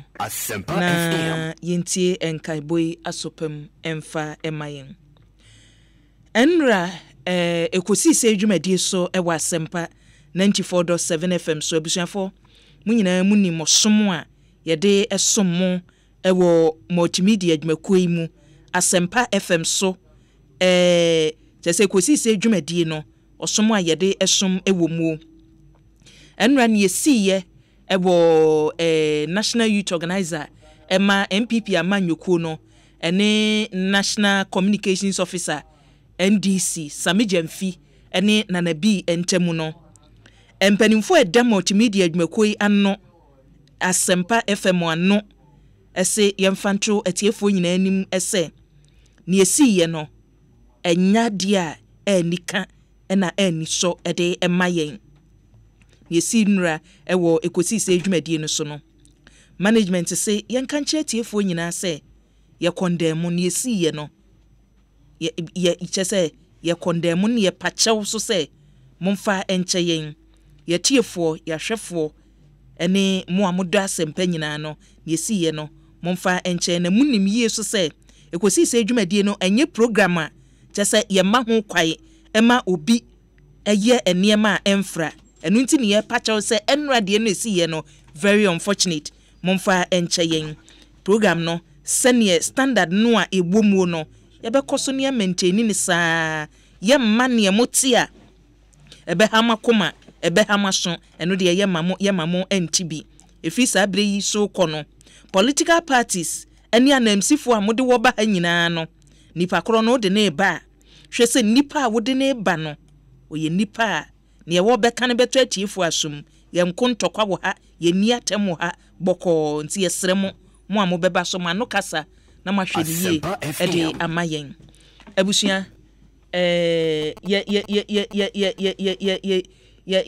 ye ntie we na yemra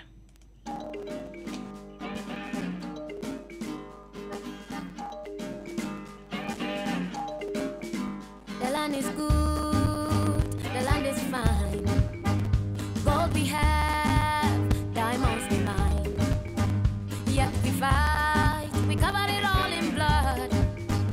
Tell me why we wallow in the mud. Africa, Africa, Africa, Africa, yeah.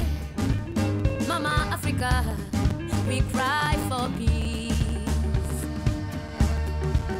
Africa.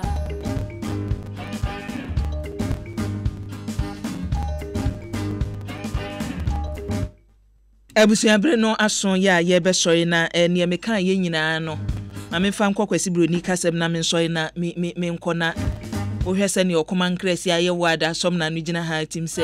adura nwuno e na wo be no mo. The management of Asempa FM has taken note of an incident that happened on the station's popular late afternoon political talk show, Ekosi saying, on Friday, 1st February 2019. Management wishes to place on record that the incident was unfortunate and regrettable and condemns same in no uncertain terms. We apologize to all affected parties, cherished listeners and viewers. We wish to state that the discussion segment of the show, though heated as sometimes, has always been non-hostile, and we commit to maintaining that standard. Going forward, we call on all our stakeholders,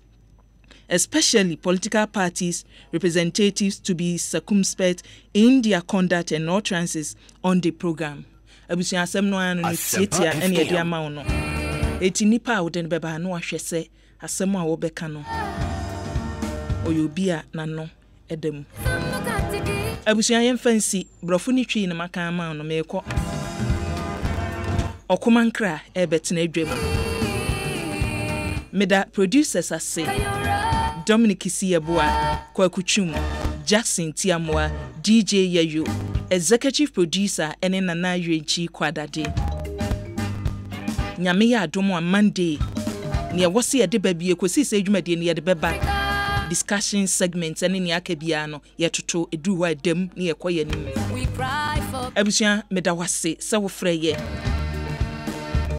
Africa. Meda se se wo de wadwenkyere ba ye. Meda wase se utie ye ena meda wo so ase se wo hwɛ me Yehowa edum ye ne a ye besan ahia medin akuabo achiwa yi adom abusua madam ase ma moniti a munyi me phone Nisambo katigi kayora Nisambo katigi kayora Nisambo katigi Kayora, Nisamukatiki, Kayora.